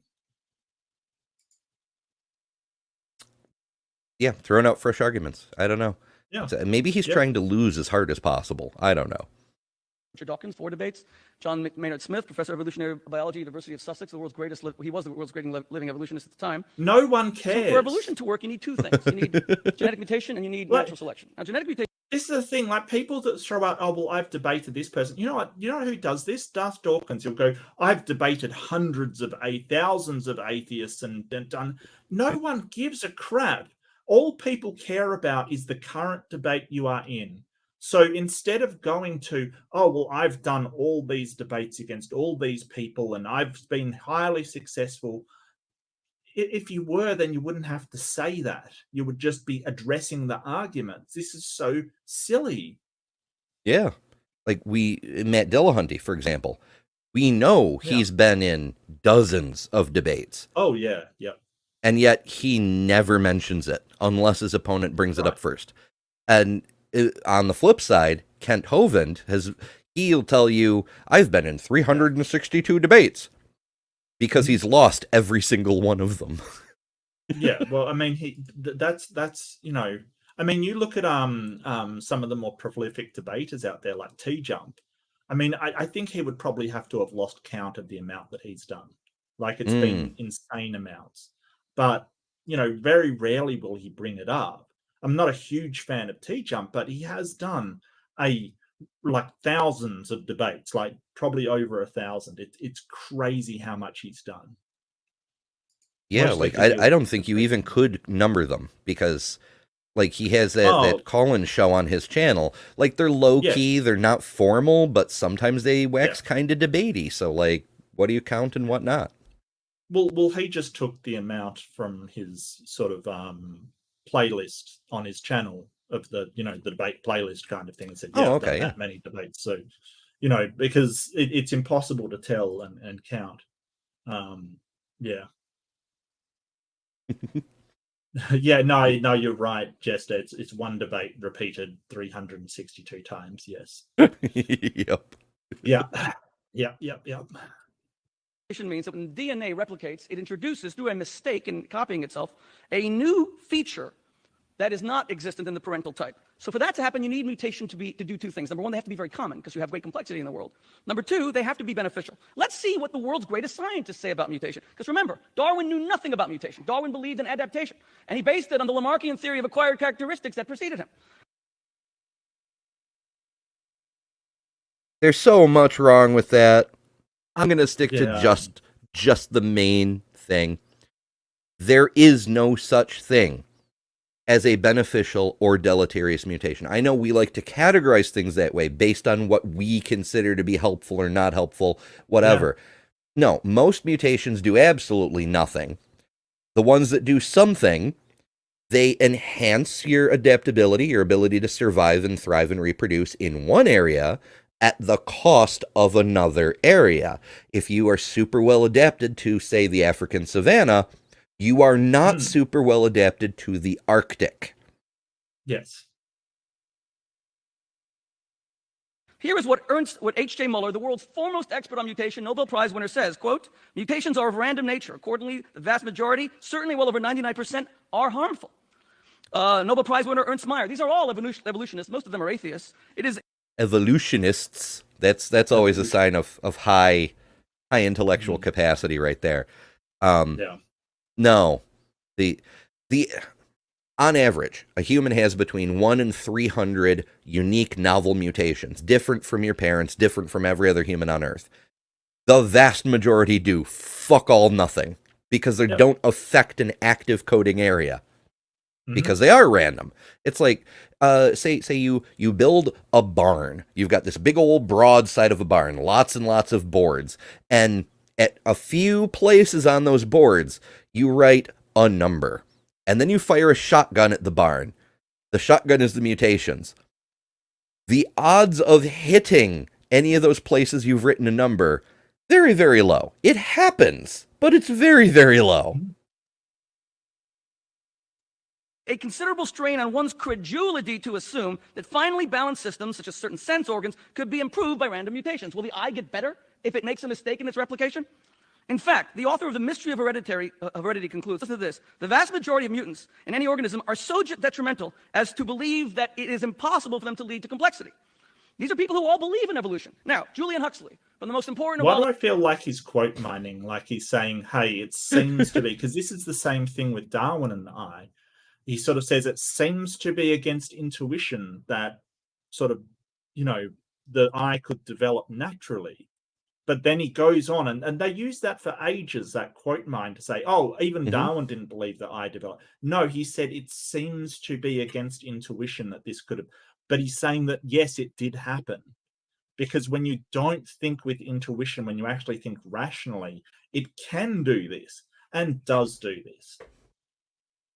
Yeah, and shows how it's done. Same thing with the Stephen Hawking quote that came up a couple of days ago. And that gets misquoted a lot too. Like, oh, well, if gravity were different by 1 part in a Googleplex or whatever, and then Hawking spends the next 5 pages showing the mathematical formulas that shows that the values for gravity cannot be any different than what they are. It's the same sort of semi-Socratic dialogue when you're only a single speaker. This looks like a problem. Now I'm going to tell you why it's not. Ugh. But yeah, I think he's doing worse than quote mining. I think he's taking things out of context and possibly paraphrasing. I'd have to look up the quotes to be sure. But like, I can't see anyone who subscribes to evolutionary theory saying 99% of mutations are deleterious. There's no way evolution could happen. That's not a thing a person who subscribes to evolution would say, Evolutionary families wrote the following.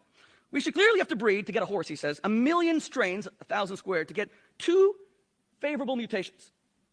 Up to 1,000 to the millionth power to produce a horse. Now listen to this. 1,000 to the millionth power to produce a horse. Very large numbers. Also not true. Big numbers. And also not even part of this debate. Like, you're supposed to be rebutting Christopher Hitchens, and you're doing nothing of the sort. Yeah, he's off in his own little world, happily lying about evolution. Okay.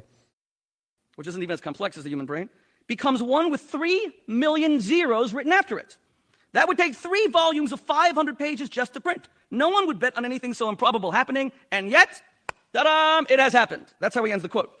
Now, how could evolutionists say on the one hand, mutation is destructive? I mean, if you're born with a 3rd arm, you're not really doing that well, I assure you, even though it seems that you've gone forward, you've gone backward. So how could this theory, and again, I'm not denying evolution. I'm saying evolution needs a guiding parent because the numbers are impossible. How could we believe that things, just a horse, 1 to the 3 millionth power, 1,500 pages to write the number, would this ever happen? So here's how a Harvard professor answers it. The important point is that since the origin of life belongs in the category of at least once phenomena, time is on its side. However impossible we regard this event, given enough time, it will almost certainly happen at least once. Time is in fact the hero of the plot. I love this part, listen carefully. Given so much time, the impossible becomes possible, the possible probable, the probable virtually certain. One has to only wait because time itself performs miracles. Do you get it? I believe in a 3-word entity called God. Christopher Hitchens believes in a 4-word entity called time. Okay, so can you identify the fallacy he's appealing to here? There's a couple of them. Well, the main one I was thinking of was argument from incredulity. He doesn't personally believe that this thing could be possible, so therefore it's not possible. It's just an appeal to incredulity. That's all it is. Yeah, I can't accept this. Yeah, I can't accept this because I don't see how it's possible.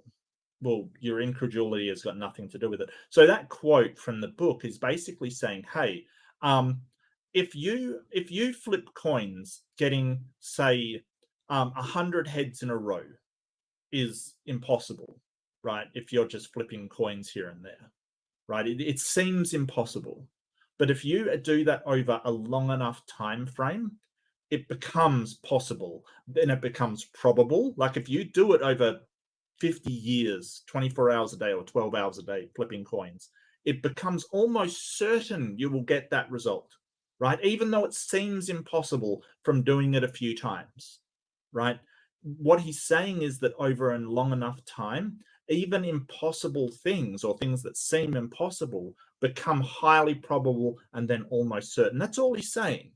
Because the amount of events that happens, and this is basic statistics, with the amount that events that occur, the improbable ones become more certain. That's it. And that's only, with your example, that's just you flipping the coin. Now take every human on Earth and have them flip the coins. Yeah. Also, Rabbi fucked up the math, as Sidney and Rembrandt both pointed out. He said 1 to the 3 millionth power. That's still 1, bro. Yep. So his bad math correctly answered his own misleading false argument. Yeah. Look, the probability is 1. Woo! It really is a stark contrast of Hitchens' very calm, cool demeanor, the way that he sort of just addresses what he's got to say and says, hey, this is misaligned. This is, yes, I agree with this, and just plainly spells it out. This guy is just ranting and raving, and it's the pulpit problem that when all you're used to doing is talking with people that already believe you and doing this kind of grandiose pronouncements, eventually you'll fall into stuff like this. Yeah, he thinks he's all big and bad for debating Dawkins and all these other people. He's the warm-up act. He's what they, like, whet their appetite on, and he doesn't even realize it. So Dawkins isn't that great a debater, like when you get to the actual rhetoric and things like that. Christopher Hitchens is a way better debater. But Richard Dawkins, he's not, that isn't his background. He's a biological scientist. Like, he does biology. He doesn't do debate. I don't think Dawkins ever expected him to be a leader in the atheist field. That wasn't what he set out to do. That wasn't, he wanted to do evolutionary biology and ended up being an atheist spokesperson. But I certainly don't think that's what he wanted to do. He was just an evolutionary biologist. Yeah, I agree. And Dawkins is not my favorite person because he, unlike a scientist should, he feeds into his own biases and preconceptions. He comes to bad conclusions. He fails at logic left and right, but he knows biology. And I cannot imagine this schmuck beating him on biology. No, I can't either. I don't think so. But, it may be outside of his field where they were debating God or something, So, Dawkins, I think he's good. It's just, he isn't a debater. And I don't think he will debate people anymore, to be honest with you. I think he's sort of had enough of it, which I can't say I blame him because, if you're going to debate evolution, like, write a paper on it, actually put something forward. Read a paper on it. Yeah, or read a paper or try to understand. Like, could you imagine trying to debate evolution when you're an evolutionary biologist and just consistently and constantly have these people get the entire thing wrong, not even trying to understand what the actual debate is, He did invent the meme. Yes. Yeah. Yes, he did. Yeah, a very, very powerful cultural innovation. I mean, he didn't invent the meme, let's be clear. He coined the term meme. Yeah, so yes, slight difference there. He wasn't the first memer out there, OG memer. No, he just coined the term for an idea that changes and evolves over time. He saw ideas as being a subject to evolution, just as biological organisms are. And it was a very astute observation that these ideas, they will be shared in minds and then evolve over time to mean something different. Really, really beautiful stuff. Absolutely amazing. Yes. Of evolutionary theory, which is undeniable, is that if you give enough time, this is all going to happen. My friends, when I was young, and I'm not a scientist, I remember, and you remember, they told us the world was 4 billion years old. Then they said it was 8 billion. Now we're up to 16. Soon it'll be 20, 30. Soon No. No. No. I get what he's pointing at. And I mentioned it earlier that we revise the estimates, and sometimes it's frustrating because it looks like, oh, science is unreliable. We're making changes all the time. No, we learn more, but no, we're still at about 4 billion. Like, there was a point where we thought it was a couple 100 million, and then maybe the unthinkable number of a billion, and so on, and it extended and extended. But now we've got it pretty well nailed down from radiometric dating of, other material in the solar system. So we know how old the solar system is, and the Earth can't really be older than the rest of the solar system. Plus, there's nothing on Earth that reads as older than the rest of the solar system anyway. So yeah. I'll give it 1 trillion years. Now, why? Because the more we discover the complexity of life and the impossibility of any of this stuff evolving, the more time we need. Let me tell you something. You can give this forever. Something that mathematically has 300 million zeros after it is never going to happen. I don't care if you have forever. That's why, as Christopher Hitchens said, it didn't happen on all the other planets. If he really doesn't, he's kind of abusing. He should be charged with a war crime for what he's doing to mathematics right now. Yeah. Like, that's literally the opposite of what that means. Look how unhinged he seems as well. It seems like he's just ranting at this point. Like, dude, calm down. And try rebutting Christopher Hitchens' arguments, not just bringing this shit up like, I want to debate evolution. What? Yeah, like Hitchens could just walk up and be like, for the sake of argument, I will grant you evolution is bullshit. Now can we talk about God? Right. Yeah. Wow. Ay. He's right and I'm wrong. Why did life happen only here? We have 16 billion years. There's natural selection there. There's genetic mutation there. Why did it happen in one place? You're getting a little shrill, honey. You're getting a little shrill there. Just yeah, like he said himself earlier, like you need certain conditions. You can't just. There is no natural selection in places where life can't form the first cells. You need the right initial conditions. You can't flip coins if you don't have coins to flip with. Ay. Oh, he'll tell you that we haven't yet found it. Well, we have all of these. He's seen the galaxy Andromeda. It's not there. Let me tell you. We don't know that there's no life in Andromeda. We know very little about Andromeda. It's still a pretty good ways away. We have better telescopes than we used to, but we can't exactly. We can barely find exoplanets in our own fucking galaxy. Come on now.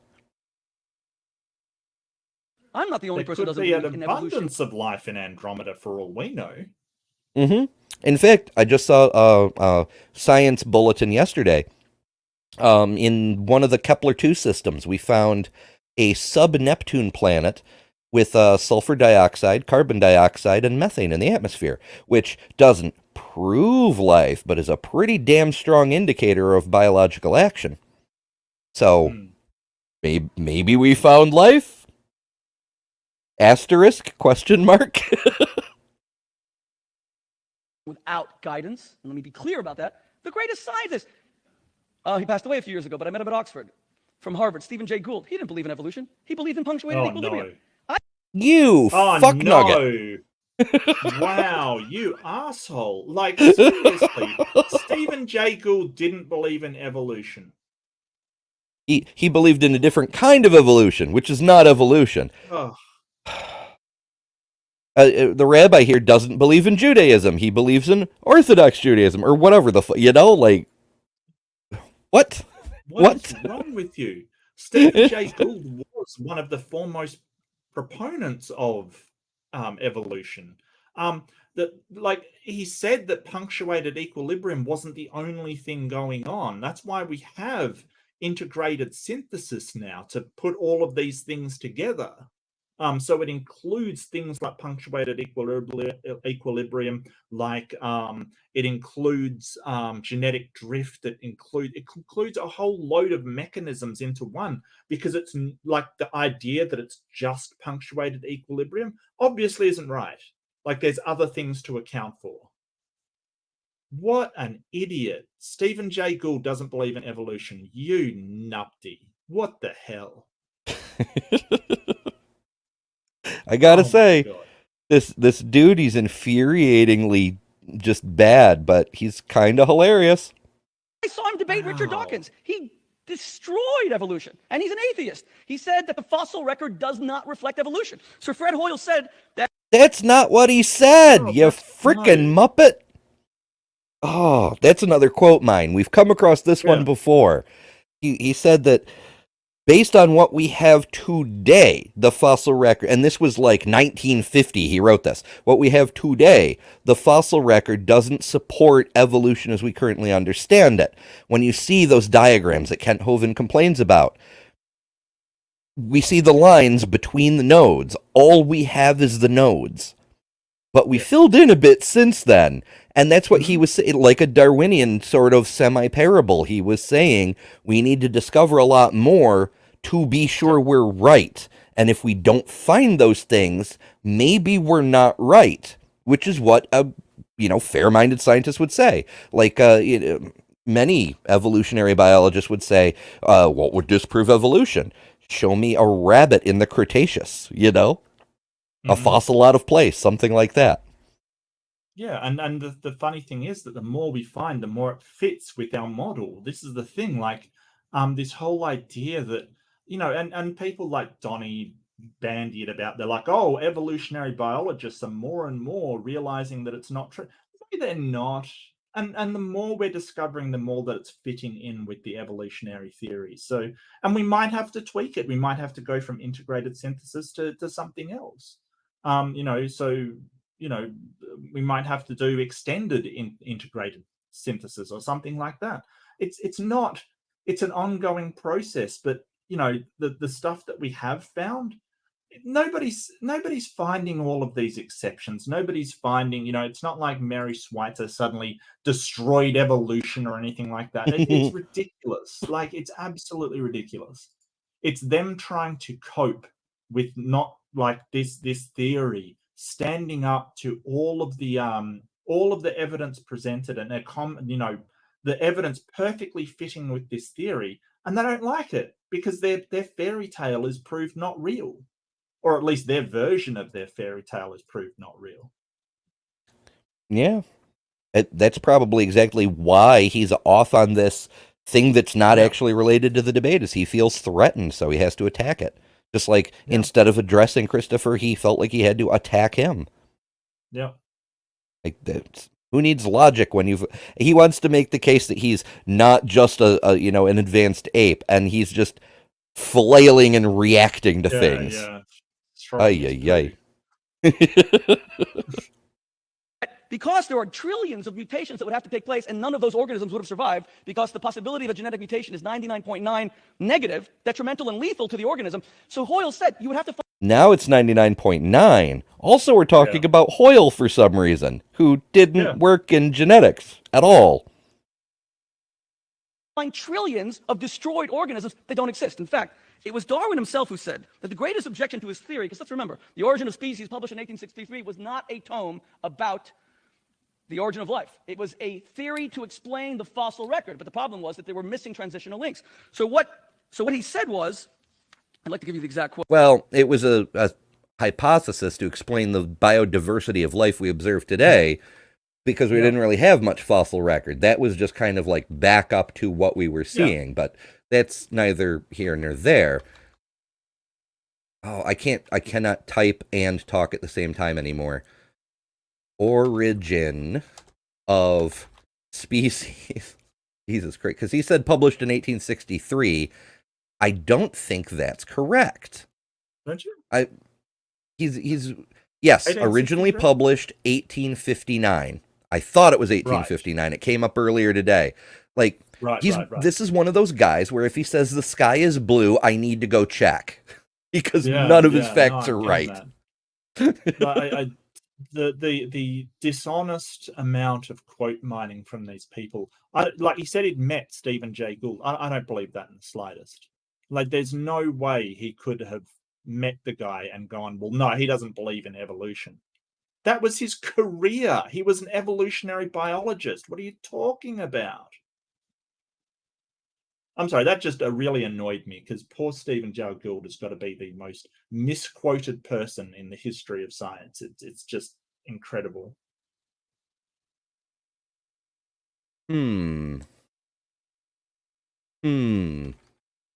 Gould died in 2002.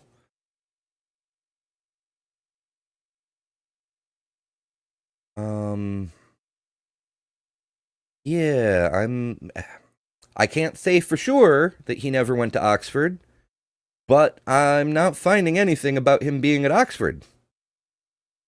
Like, Oxford University Press published some of his works, but yeah, meeting him at Oxford, I'm not finding that. I'm not seeing that's likely. I wonder if he found one of Gould's books at Oxford and got into an argument with the book, the same way he's arguing with Hitchens' book tonight. Quote, Darwin said that the imperfection of the fossil record comes entirely to the fact that we have not yet dug sufficiently. In 1863, that would make sense. But my friends, we've now dug up the whole world. We're looking for oil. We're looking for diamonds. We've dug up everywhere. We've barely found them. So Stephen Jay Gould, as Christopher Hitchens well knows, doesn't believe in evolution, or didn't. He argued for punctuated equilibrium, great leaps, which explains the dearth of fossils. To still be an evolutionist today? No. Punctuated equilibrium is a hypothesis. It's within evolutionary theory. What are you talking about? You're talking like there's evolution and then punctuated equilibrium. That is not the case. Punctuated equilibrium is just a model within the evolutionary model. Like, you don't understand what punctuated equilibrium actually is. It says that evolution is happening. It just happens in great leaps and then slows down, kind of thing. And we accommodated that within evolutionary theory. It's just part of it. It's like saying Stephen Jay Gould didn't believe in evolution. He believed in natural selection. What are you talking about? I've heard people make that case. I think Ken Ham made that case at one point. Yeah, I think not evolution, it's just natural selection. For fuck's sake. Beamsy raises an interesting question. Can he even read? Because we've seen him misquote virtually every scientist he's named, take Hitchens out of context, and he doesn't even seem to know the Torah. Maybe he can't read, and he's been hiding that fact all this time. Maybe. I mean, we were talking earlier about, Muhammad managed to produce an entire religion without being able to read. So maybe, who knows? Yeah. Who knows? Beamsy says he follows unit of selection. Yeah. You have to have faith. There's no evidence. The transitional links barely exist. That's why when Dawkins, who again, friend of mine, I debated him, when he debated Stephen Jay Gould, he had nothing to say. What evidence? Where are these trillions and trillions and trillions of transitional links? Remember, you need billions of mutations to go from a single cell amoeba to the eye. And yet, amazingly, which would give us an untold number of failed transitional steps, and they don't exist. You know what's interesting to me? He said just earlier in this very debate that 99.9% of all species were extinct. Yeah. Is he not getting how an extinct species means it failed? And I love how it goes to billions and billions. I think like we've had millions of fossils throughout the world, right? Like, you have to go to billions because we've found literally millions, and fossils are rare. They're not like they're happening all the time everywhere. They're very, very rare for something to fossilize. This is the thing, and we can say, hey, because of the unlikelihood of it fossilizing, the fact that we've got millions of them means that there were a lot more. So I don't. And doesn't one transitional species break your back? Like, shouldn't there not be one? And why Right? are we on evolution anyway? Like, And also, Dawkins and Gould didn't debate. Not in the sense that we're seeing a debate tonight. They did have a beef. Gould argued that Dawkins was overly reductionist, and Dawkins thought he was justified. They debated in the sense that they kept writing papers and publishing them in journals that basically, in scientific speak, called the other an idiot. And then when it was finally resolved, somebody put it together into a book. They never had a debate in the sense he means that I can find any record of. It's all just this Dawkins versus Gould, Survival of the Fittest, written by Kim Sterrenly. I can't pronounce the name, but you know, it's on Amazon. You can buy it if you want one. Like, that's... But both believed in evolution. That's the whole point. They just disagreed on the mechanisms of it. That's all. And that happens all the time in science. That happens all the time.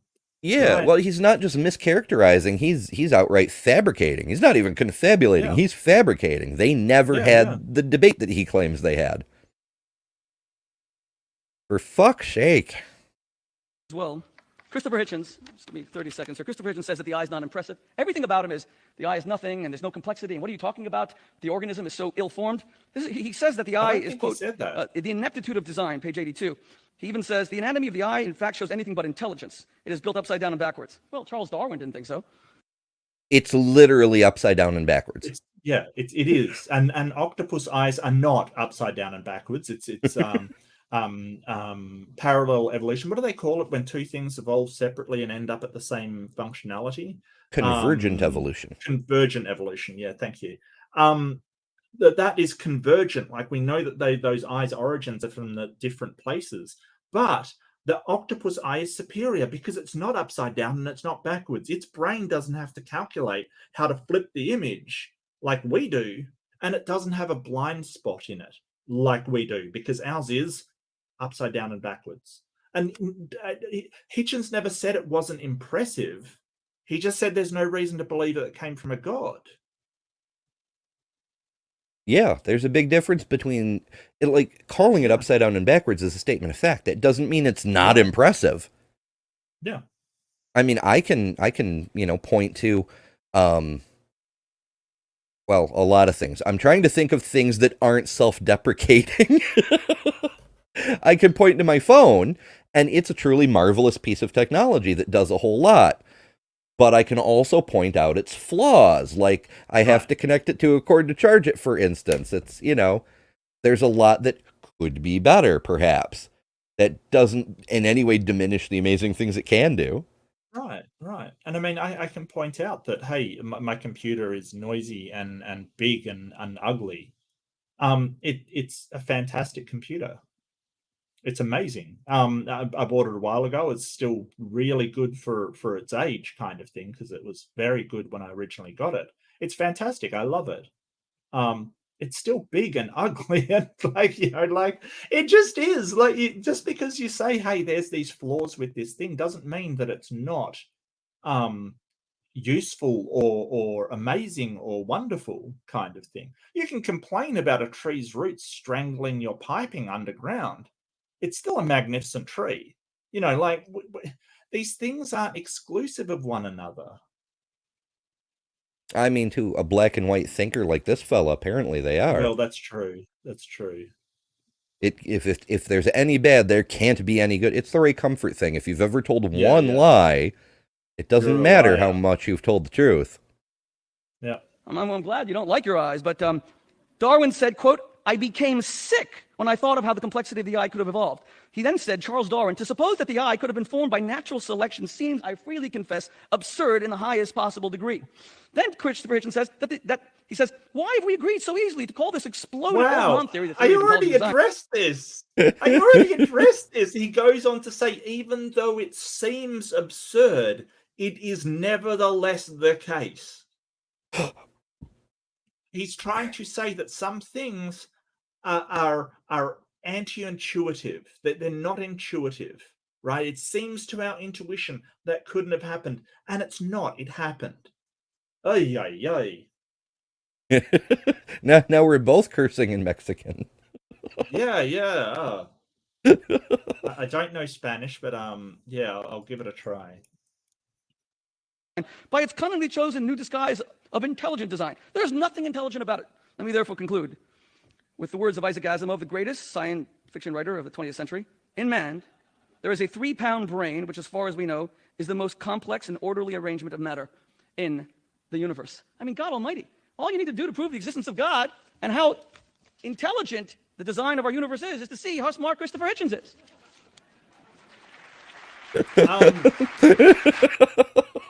But that's just number one. He's a science fiction writer, and I'm not detracting from Asimov at all. He was an amazing writer. You sure? And two, he said, to the best of our knowledge. How much knowledge of the universe do we have? I don't. That's a crazy argument. I don't get it. I don't understand.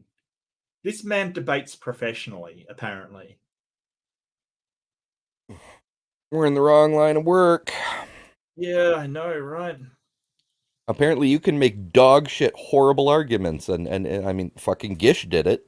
That was his thing. Well, that's true, Whatever. Ay. Yeah, so, okay. The human brain, we think a lot of it because we're humans. We have human brains pre-installed, so we want to think they're pretty fucking special. But they're not significantly different in just about every way from most other primate brains. They're a little bigger.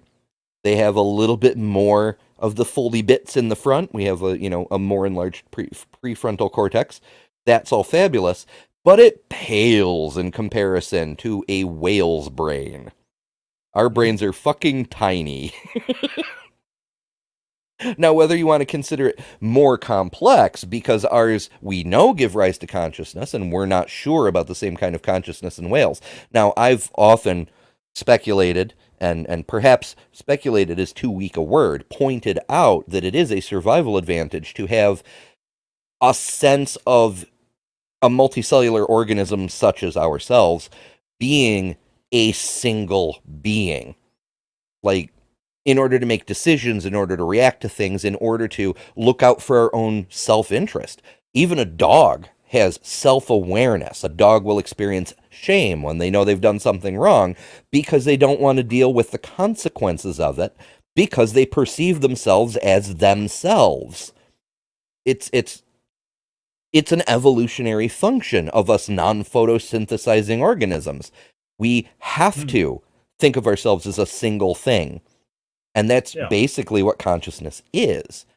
Now, if you want to get into like curiosity and higher cognition, wondering about the nature of the universe and things, that's a whole other thing. You don't necessarily need consciousness for that, and consciousness doesn't necessarily guarantee you that ability. Behold half of the human race who've never looked up at the stars and wondered once in their lives. Yeah. It's not an automatic thing, you know? Yeah. And there's plenty of humans who have, sort of some sort of damage in their brain, and they don't do that either. They're incapable of actually considering that.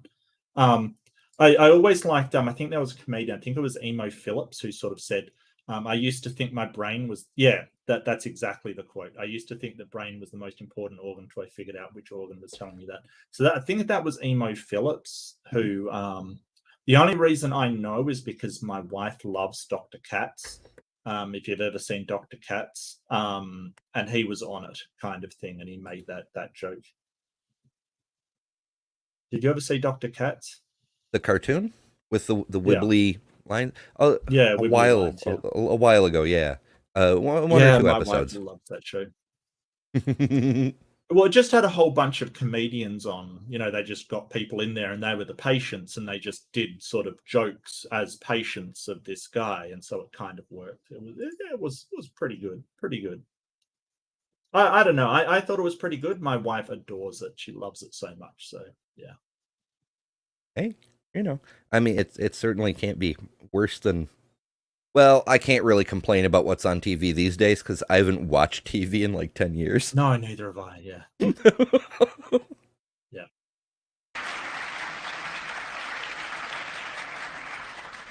We'll sit for the third. We'll sit for the third. You want to sit? Yeah. Oh, we're going to I'd sit. be erect, I'd at least rather be Oh, upstanding. we're gonna sit. I have to sit for this. He says I got to sit. Okay. We agreed. All right. There was a terrible moment. I think it was when Lawrence Krauss was talking about the Andromeda Galaxy and it's heading towards us. When someone got up and said to him, "Doctor, did you say it was going to collide with our galaxy in 5 billion years or 5 million?" And Lawrence said 5 billion. The guy said, "That's a huge relief." I thought you said 5 million there for a second. Now, on the fabrication point, I can't sit still or stand still if I was standing and be accused of that. The argument about Einstein and the State of Israel has nothing to do with religion at all. There may have been a religious element in his opposition to a Jewish state. He was for a state for Jews, but not for a Jewish state, a distinction that a lot of people have forgotten. The same distinction that was made by I.F. Stone, Judah Magnus, and others, often in debates under this roof, as a matter of fact. I don't know how much influence that had on his decision to reject the offer from Ben-Gurion, who at one point said to his cabinet, "What are we going to do if he says yes?" But I would be very surprised if there was nothing to do with it. At any rate, it has no bearing whatever on the fact that Einstein believed only in Spinoza's God. In other words, not, as Rabbi Schmuley would have you believe, in God as an intervening or supervising or caring force, but as the one Spinoza identified, the pantheistic one. These distinctions are, I think, important and worth stressing. On the claim that Stephen Jay Gould did not believe in evolution, I really do not know where to begin. I think the best thing to do would be to read any chapter of any of his books. and in fact, I think the... Yeah, Yes, maybe reads any of his work. Yeah, like literally any chapter of his work at all. Like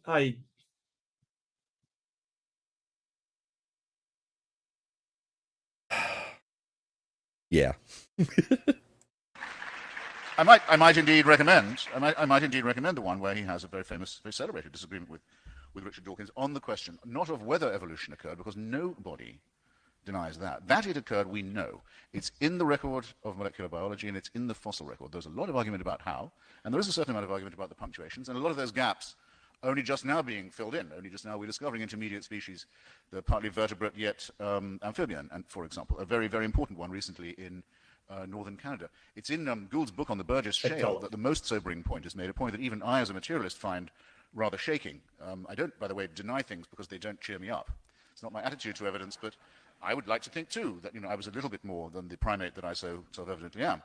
But in Stephen Jay Gould's account of the Burgess Shale, which I think is his best book, is the most beautiful, the most finished, and the most polished of his books, he says there's a Cambrian vertebrate, a little creature called Paculia gracilens, that has the beginnings of a backbone.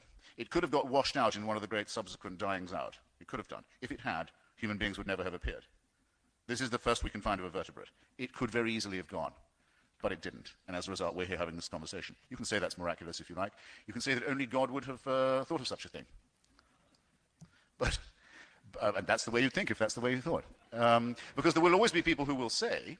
Tautology is a tautology. Yeah. Yeah. Oh, well, we used not to think about these fossils. We thought that was all nonsense. It was argued until fairly recently by the godly. God put the bones in the rocks to test our faith. Yeah. At least we don't deny they're there. They're just there as a test. Now you have animatronic dinosaurs playing with animatronic children in the Creation Museum that just opened in Ohio. I do believe he's talking about Answers in Genesis Creation Museum, which is technically in Kentucky, but it's so close to Cincinnati that it's referred to as a Cincinnati area attraction. And it did open in 2007. I had to look that up earlier. Oh. Where's Cincinnati? They're in the metro region, even though they're on the Kentucky side of the river. Oh, okay. Yeah. So Kentucky and Ohio? Mm-hmm. Okay. I know, the U.S. is freaking weird. No, that's fine. No, it just struck me that he's talking about it as like a weird curiosity that happened across his newspaper feed. And yet today, Answers in Genesis is one of our major thorns in our side as a creationism powerhouse, It's just so weird. Yeah. And there are those who say we didn't used to think about that the Big Bang could possibly be true. In fact, the Big Bang itself is a term like Tory, like suffragette, like impressionist, and other terms originally evolved as a term of abuse, as a term of mockery. Yankee, but I digress. And adopted by its exponents. Big Bang was what Fred Hoyle used to say to try and dismiss the idea. He said, oh, some people think it all began with the Big Bang. Now we know there was a time when everything was inside something about the size of a baseball. It's now 4,000 billion galaxies. And what my daughter wants to know is what was outside the baseball. And I don't know. But we know that much. People say, oh, well, nothing so amazing could have happened without God. So there's a name for this kind of argument. A very old and important name. It also comes largely from work at Oxford University, though it's actually attributable largely to Sir Karl Popper. It's called unfalsifiability. It's an argument you can't beat because it isn't an argument. If you say, well, now I see how complex everything is, it would have to be God who was responsible. There's no way I can disprove that. There's no way I can falsify it. And unfalsifiability, counterintuitively, is quite rightly considered to be a test, not of the strength of an argument, but of its extreme weakness. In fact, of its non-existence as an argument. Now, I left unanswered a point about social Darwinism, and if I can have, okay. It was, in fact, at the Scopes trial, the contention of William Jennings Bryan, not just that evolution had not occurred, but that it shouldn't have occurred because it would mean that only the fittest would survive. Now, we don't want that to be true, and we can actually take steps to make sure, as humans, that it isn't absolutely the only rule of existence. But when the rabbi quite misrepresented what I say about abortion, I was talking about how nature aborts so many unborn children. Not how humans do or should or might have to, but how nature takes care of it. And I said because when we were on the savannah and sharing the territory and diminishing in size as a tribe ourselves, and having to bear live young in an environment full of predators, probably if we bore 8 or 9 children, some of them sickly with lolling heads and diarrhea, we wouldn't be able to pick them up and carry them and run away fast enough. It's a fact. Because it's a fact, and because it's unpleasant, and because, as Darwin says, it betrays, it has with it, as everything about us does, the lowly stamp of our original origin, doesn't mean it isn't so. So the beginning of wisdom, I would say, is the recognition of what science has been able to teach us. And neither to deny that, as the rabbi does in one tone of voice, or to claim that it shows how clever God is with another tone. Make up your mind. You can't have it both ways, and actually you're wrong twice. Thanks.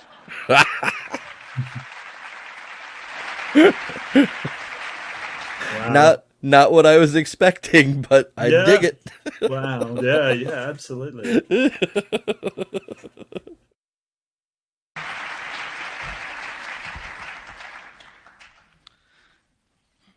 I don't care how much you dislike religion, and I don't care how false you believe the faith in God is. You can't invent facts to sustain your argument. You can't be unscientific when you complain that religion is unscientific. That's the whole problem with this book. It's the problem with everything you've heard tonight. It's the problem with the utter distortions that we continue to hear. You said that your attack about Einstein, which you didn't respond to, because you clearly invented out of whole cloth this idea that he didn't want to be president because of Zionism. You said it's not about religion. What about this? Speaking about Dr. Baruch Goldstein, Christopher Hitchens writes, while serving as a physician in the Israeli army, he had announced that he would not treat non-Jewish patients such as Israeli Arabs on the Sabbath. As it happens, he was obeying rabbinic law and declining to do this, as many Israeli religious courts have confirmed. I challenge Mr. Hitchens to name a single Jewish court in the entire world that would ever rule that a non-Jew should not be treated on the Sabbath. In fact, if he names it, I will buy 100 copies of his book and I will give it to, talking about a mainstream, just a regular Jewish court. I will give 100 copies of his book to my religious friends. But if he fails, I challenge him to buy 100 copies of my book. Or let's make that 1,000. Not only Bold, isn't he? Yeah. What? I feel like he doesn't really want to back that up. So apparently he used to be a religious advisor to Michael Jackson. What? That explains a lot, though, because in the introductions that we skipped, the Dr. Neil Gilman introduced him as host of the Rabbi Schmuley Boutique show on the Oprah XM network. Yes. I'm like, how did he get on Oprah's network? If he's friends with Michael Jackson, that would do it. Mm-hmm. What the fuck? No, first of all, where are you going to find a Jewish court? Because until Israel existed, there was nowhere on earth where Judaism had legal authority except that one weird province in the USSR where they shipped all the Jews. Yeah. So, like, the fuck you talking about? But second, like, I'm thinking of the that that group that condemned Jesus. I can't think of their frickin' name. The Jewish overseers of Jerusalem under the Roman government. Yeah, they absolutely would tell him, follow the fucking laws in the Old Testament, you know? Right, yeah. Does the Talmud obligate us to treat non-Jews on the Sabbath? In fact, Noah Feldman, my dear friend, who Rhodes Scholar at Oxford, who debated me on this subject, he famously wrote about the debate in the Talmud, how there was a steering within the Talmud that maybe you shouldn't. And this was because the non-Jews they were talking about were Roman centurions. That's when the Talmud was written. These were horrible troops that persecuted Jews. But even then they said that you have to. It's a law in Judaism. The court would be stripped of its authority in a moment and be declared racist. In fact, Christopher Hitchens, who portrays The ancient Israelites didn't really give a fuck about racism. Like, they had other problems, but they had no problem. In a way, their ethnocentrism was so intense, they could not have racism. Everyone who wasn't an Israeli was so inferior that distinctions made no difference. Right. Jews throughout this book as being closed-minded, racist. He attacks Israel nonstop based on non-existent evidence. That's it. Sanhedrin. Yeah. Yeah, they would absolutely... They were condemning machines. That's what they did.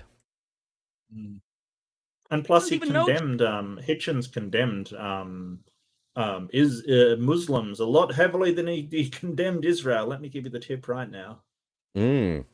Yeah, let's keep these things in context, perhaps. Mm-hmm. Judaism, which he should study a bit before he writes about it. I mean, I didn't just get... Oh, he's getting the spray paint again as soon as I find the button. Hitchens should study things before he writes about them. Hitchens should. Yeah. Yeah. Yeah. I mean, we all should, but... And that Hitchens, yeah. Yeah. Never reads anything. Is so badly read. Yeah. No, Hitchens. Yep. Wow. Up and talk about evolution. I try to study the text. I'm not a great scientist, but I've debated leading scientists, and I've prepared for those debates. You should prepare if you're going to write about this. Of us 4:3, do not despise any man. The rabbis declared, quote, even a Gentile who studies God's law is equal to the high priest 2,000 years ago. A non-Jew equal to the high priest. Tosefta, Sanhedrin 13, the righteous of all nations have a share in the world to come. Non-Jews go to heaven. Tanat Eliyahu Rabbah 9, I call upon heaven and earth as witnesses. Any individual, whether Gentile or Jew, man or woman, servant or maid, can bring the divine presence upon himself in accordance with his deeds. That is a slander against Jews to say that any Jewish court would say that non-Jews should not be treated, and the state of Israel treats every single Arab and Palestinian, even when terrorists are the ones who are brought to the hospitals. The possibility of the human eye evolving has been equated to monkeys randomly hitting the keys on a typewriter, typing Shakespeare's Hamlet. You've heard this not once, but 4 quadrillion times. Now, again... Yes, that faulty argument has been made about 4 quadrillion times, and it's still a faulty argument. Yes. He said that Stephen Jay Gould believes in evolution. He believes in punctuated equilibrium. Evolution means to slowly evolve with great time. He believed in these vast quantum leaps. Read the books. See who's telling the truth. He did not believe in slow evolution. Dawkins is one of the last people who still believes it. Fred Hoyle, one of the smartest British scientists, mathematicians of the 20th century, famously wrote, life cannot have a random beginning. Troops of monkeys thundering away at random typewriters could not produce the works of Shakespeare. But listen why. For the practical reason that the whole observable universe is not large enough to contain the waste paper baskets required for the deposition of the wrong attempts. You just heard... Oh, that sounds like something Hoyle would say. Hoyle was a bit of a loon, didn't he? Didn't he have some weird stuff that he still kept to way after it had been disproven? Oh, yeah. His big hobby horse was he refused to accept Big Bang. He posed the steady state model, and then it got debunked, and then he modified it, and then it got debunked, and so on and so on and so on. It went through several evolutionary iterations. when he died, he was working on something he was calling the quasi-steady state model, where he was trying to infuse virtual particles, making things pop into existence to make it possible for new hydrogen to appear in the spaces between the galaxies. So the galaxies could just keep going forever, and new galaxies would form from the fresh hydrogen appearing. So he was saying expanding universe, just no Big Bang. It's just Right. anything but use the metric system. I mean, admit reality, you know? Yep. Oh, wow. Yeah, that is exactly like Hoyle, to try to refute an argument by saying the hypothetical component of the false comparison I'm making is unpractical. Wow. Christopher Hitchens say, we're beginning to find the transitional links. God almighty, we're only beginning? Do you realize how many trillions of these links have to exist? Where are they? We have found oil, we have found gold, we have found diamonds. They should be here on the desk. They should be here in my notes. Somebody should tell him that not everything that dies leaves a fossil behind. Yeah. We're working on it. We found a bunch. Yeah. And better yet, we made predictions about what we ought to find and then gone out and found it. And he referenced Tiktaalik for that, even though he didn't say Tiktaalik. The fish with a sort of wrist bones that we found in Canada is what he was referring to. That's called testable predictions, son. He wouldn't know about that. No, he wouldn't. He's not a scientist, but he has debated scientists, so obviously that qualifies him. Oh, he's in the illustrious school of sophism along with Brian Holdsworth, who hasn't seen the movie, but he watched one trailer, and so he feels qualified to speak authoritatively on the subject. Sure. Yeah. Finally, this whole thing about values, my friends, you remember sadly that I spoke about Francis Crick before, his partner James Watson, who mapped the double helix DNA molecule. You remember that tragically, sadly, on October 14th, 2007, he told the London Times that he's inherently gloomy about the prospect for Africa because all our policies are based on the idea that blacks and whites are equal intelligence, but the evidence says that's not the case. He was just echoing what Thomas Huxley, the famous Darwinian bulldog, the greatest progenitor of evolution in history, said, quote, "No rational man, cognizant of the facts, believes that the average Negro is the equal, still less the superior, of the white man." To his dying day, Charles Darwin himself believed that blacks were the missing link between whites and apes. Now, that doesn't mean that every evolutionist is a racist, God forbid. Christopher Hitchens is at the forefront of defending human life around the world, and he's a phenomenal hero. But it does mean that when he goes out to save human life, it's not because of evolutionary ethics, it's because of religion that declared the infinite sanctity of life. My point before, quoting him about... So, small point. Watson in 2019, which is after this debate, so neither debater would be aware of this, but in 2019, Watson was stripped of several of his honorary titles, doctorates, and so forth because of his decades-long pattern of racist remarks. So the secular world penalized him for being a racist fuckwaffle. So yeah, let's talk about values. About miscarriages was not that he would ever argue for euthanizing infants. It's rather the fact that he doesn't argue for that in acknowledging that these Down syndrome babies are nothing but a burden and can contribute. And they're a burden to everyone around them. They will suck out their parents' resources. I have to stop you, okay? It's because he observes the 10 Commandments that says do not murder. It's our values he's embraced. We have, ladies and gentlemen, we have a number of questions. We have a number of questions from the floor. The Q&A portion is about to begin. Q&A. Yeah. I probably have to go very soon. I have to get. I promised I'd take Lynn to lunch. So. I feel you. I gotta go collect the kids in the morning for me. So I think we should probably wrap it up here because Q&As can be fun, but they're not super important to the debate. This guy annoyed me a lot. Like he annoyed me a lot. He seemed to substitute facts and logic and reasoning with very shrill appeals to emotion. He seemed to be trying to fire up his audience to say, hey, no, it can't be like this because we wouldn't like it. It seems to be I would understand how that would work in your synagogue or a church or something where, people already think your way, and you're sort of going, yeah, if this happened, then we're nothing but apes and lowly apes at that kind of thing. Like I can understand how you would rile up an audience like that in your place of worship. In a university debate square, that is not going to fly. Like, that is bad move, because people will go, well, hold on a second, how would that convince me? It's not your turn, Bree. It's not your turn. It's not your turn. Yeah, no, I found his misrepresentation of Stephen Jay Gould about Darwin. He misrepresented. I even called that one by saying, hey, it's like when they misrepresent Darwin by saying the eye is, it's absurd that the eye would form naturally. Yeah, he says it seems absurd. It seems counterintuitive that it would form naturally, but it happened. That's not what Darwin said. So, I mean, talk about the greatest hits of misquotation going out there. But I love how he was shrill and unhinged, and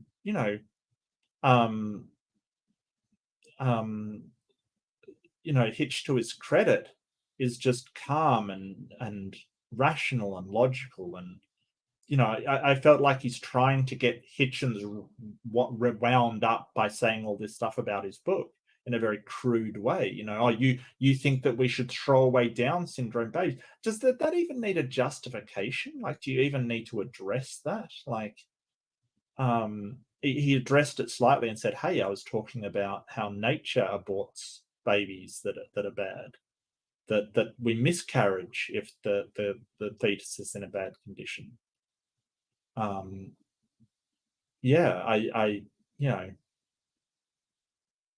But I feel like it was to try and sort of get him amped up as well, and Hitchens wasn't falling for it. Yeah. It's I don't know. I think Hitchens did a pretty good job of like trying to keep dragging it back to the topic. It never stayed as soon as there was a response, but you work with what you got. Sort of like the Dillahunty debate earlier, immediately before this show. Like, the one interlocutor went way the hell off topic, and Matt was like, what am I supposed to do with this? I guess he concedes. So you kind of just have to run with whatever your opponent throws down, even if it's not really relevant. Otherwise, you have nothing to talk about. Right. So right. that's an oof. So, but like he seemed to just have a load of quotes from his book that are misrepresented quotes, like that are just not really, they've been sort of massaged into what he wanted them to say, and then sort of just threw them at Christopher Hitchens. It's like, well, when we're not here to debate what my book says, like that's so weird. It's so odd. Yar. And Thomas, I did see your emails, but I didn't watch the promo vids because I didn't have time at the time I got the emails, and then things got away from me. But I'm aware they're there, so that's something anyway. Acknowledge their existence. That is the start. Yes. Yeah, it's tricky sometimes, but yeah, we're gonna wrap up for today.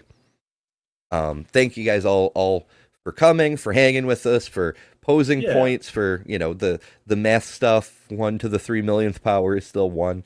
There were a lot of funny moments. That was pretty good. Yeah, absolutely. And thank you so much for everybody's contribution. I loved some of the comments. Chat's amazing. Chat is amazing. And don't forget to hit the like button, because it all helps. So if you're not doing anything afterwards, just hit that like on your way out. And for sure. If you haven't subscribed, definitely subscribe and click the bell if you do want to see us get together again and talk nonsense and go on tangents and generally waste our own time. Let's face it, we waste our own. No, actually, I do find it interesting, and I do feel like I learn something every time we watch these things. So sort of watching Christopher Hitchens, the way that he presents himself as just being above all of these petty things thrown at him is just, it's marvelous. I really wish I could be more like Hitch, like really. It's a fantastic way to address things. But other people as well, Yeah. I find I get a lot out of. So yeah. Oh, for sure. There's lots to learn from everybody. But Yeah. I want to leave you with a slightly different thought today. We actually got one more super chat from Off the Chain Atheist, sends 250 and says, "We rise together by lifting each other up." I really like that thought because, as you know, I'm all about community. So yeah, we'll leave that up there and bid you folks a wonderful good evening. Laters.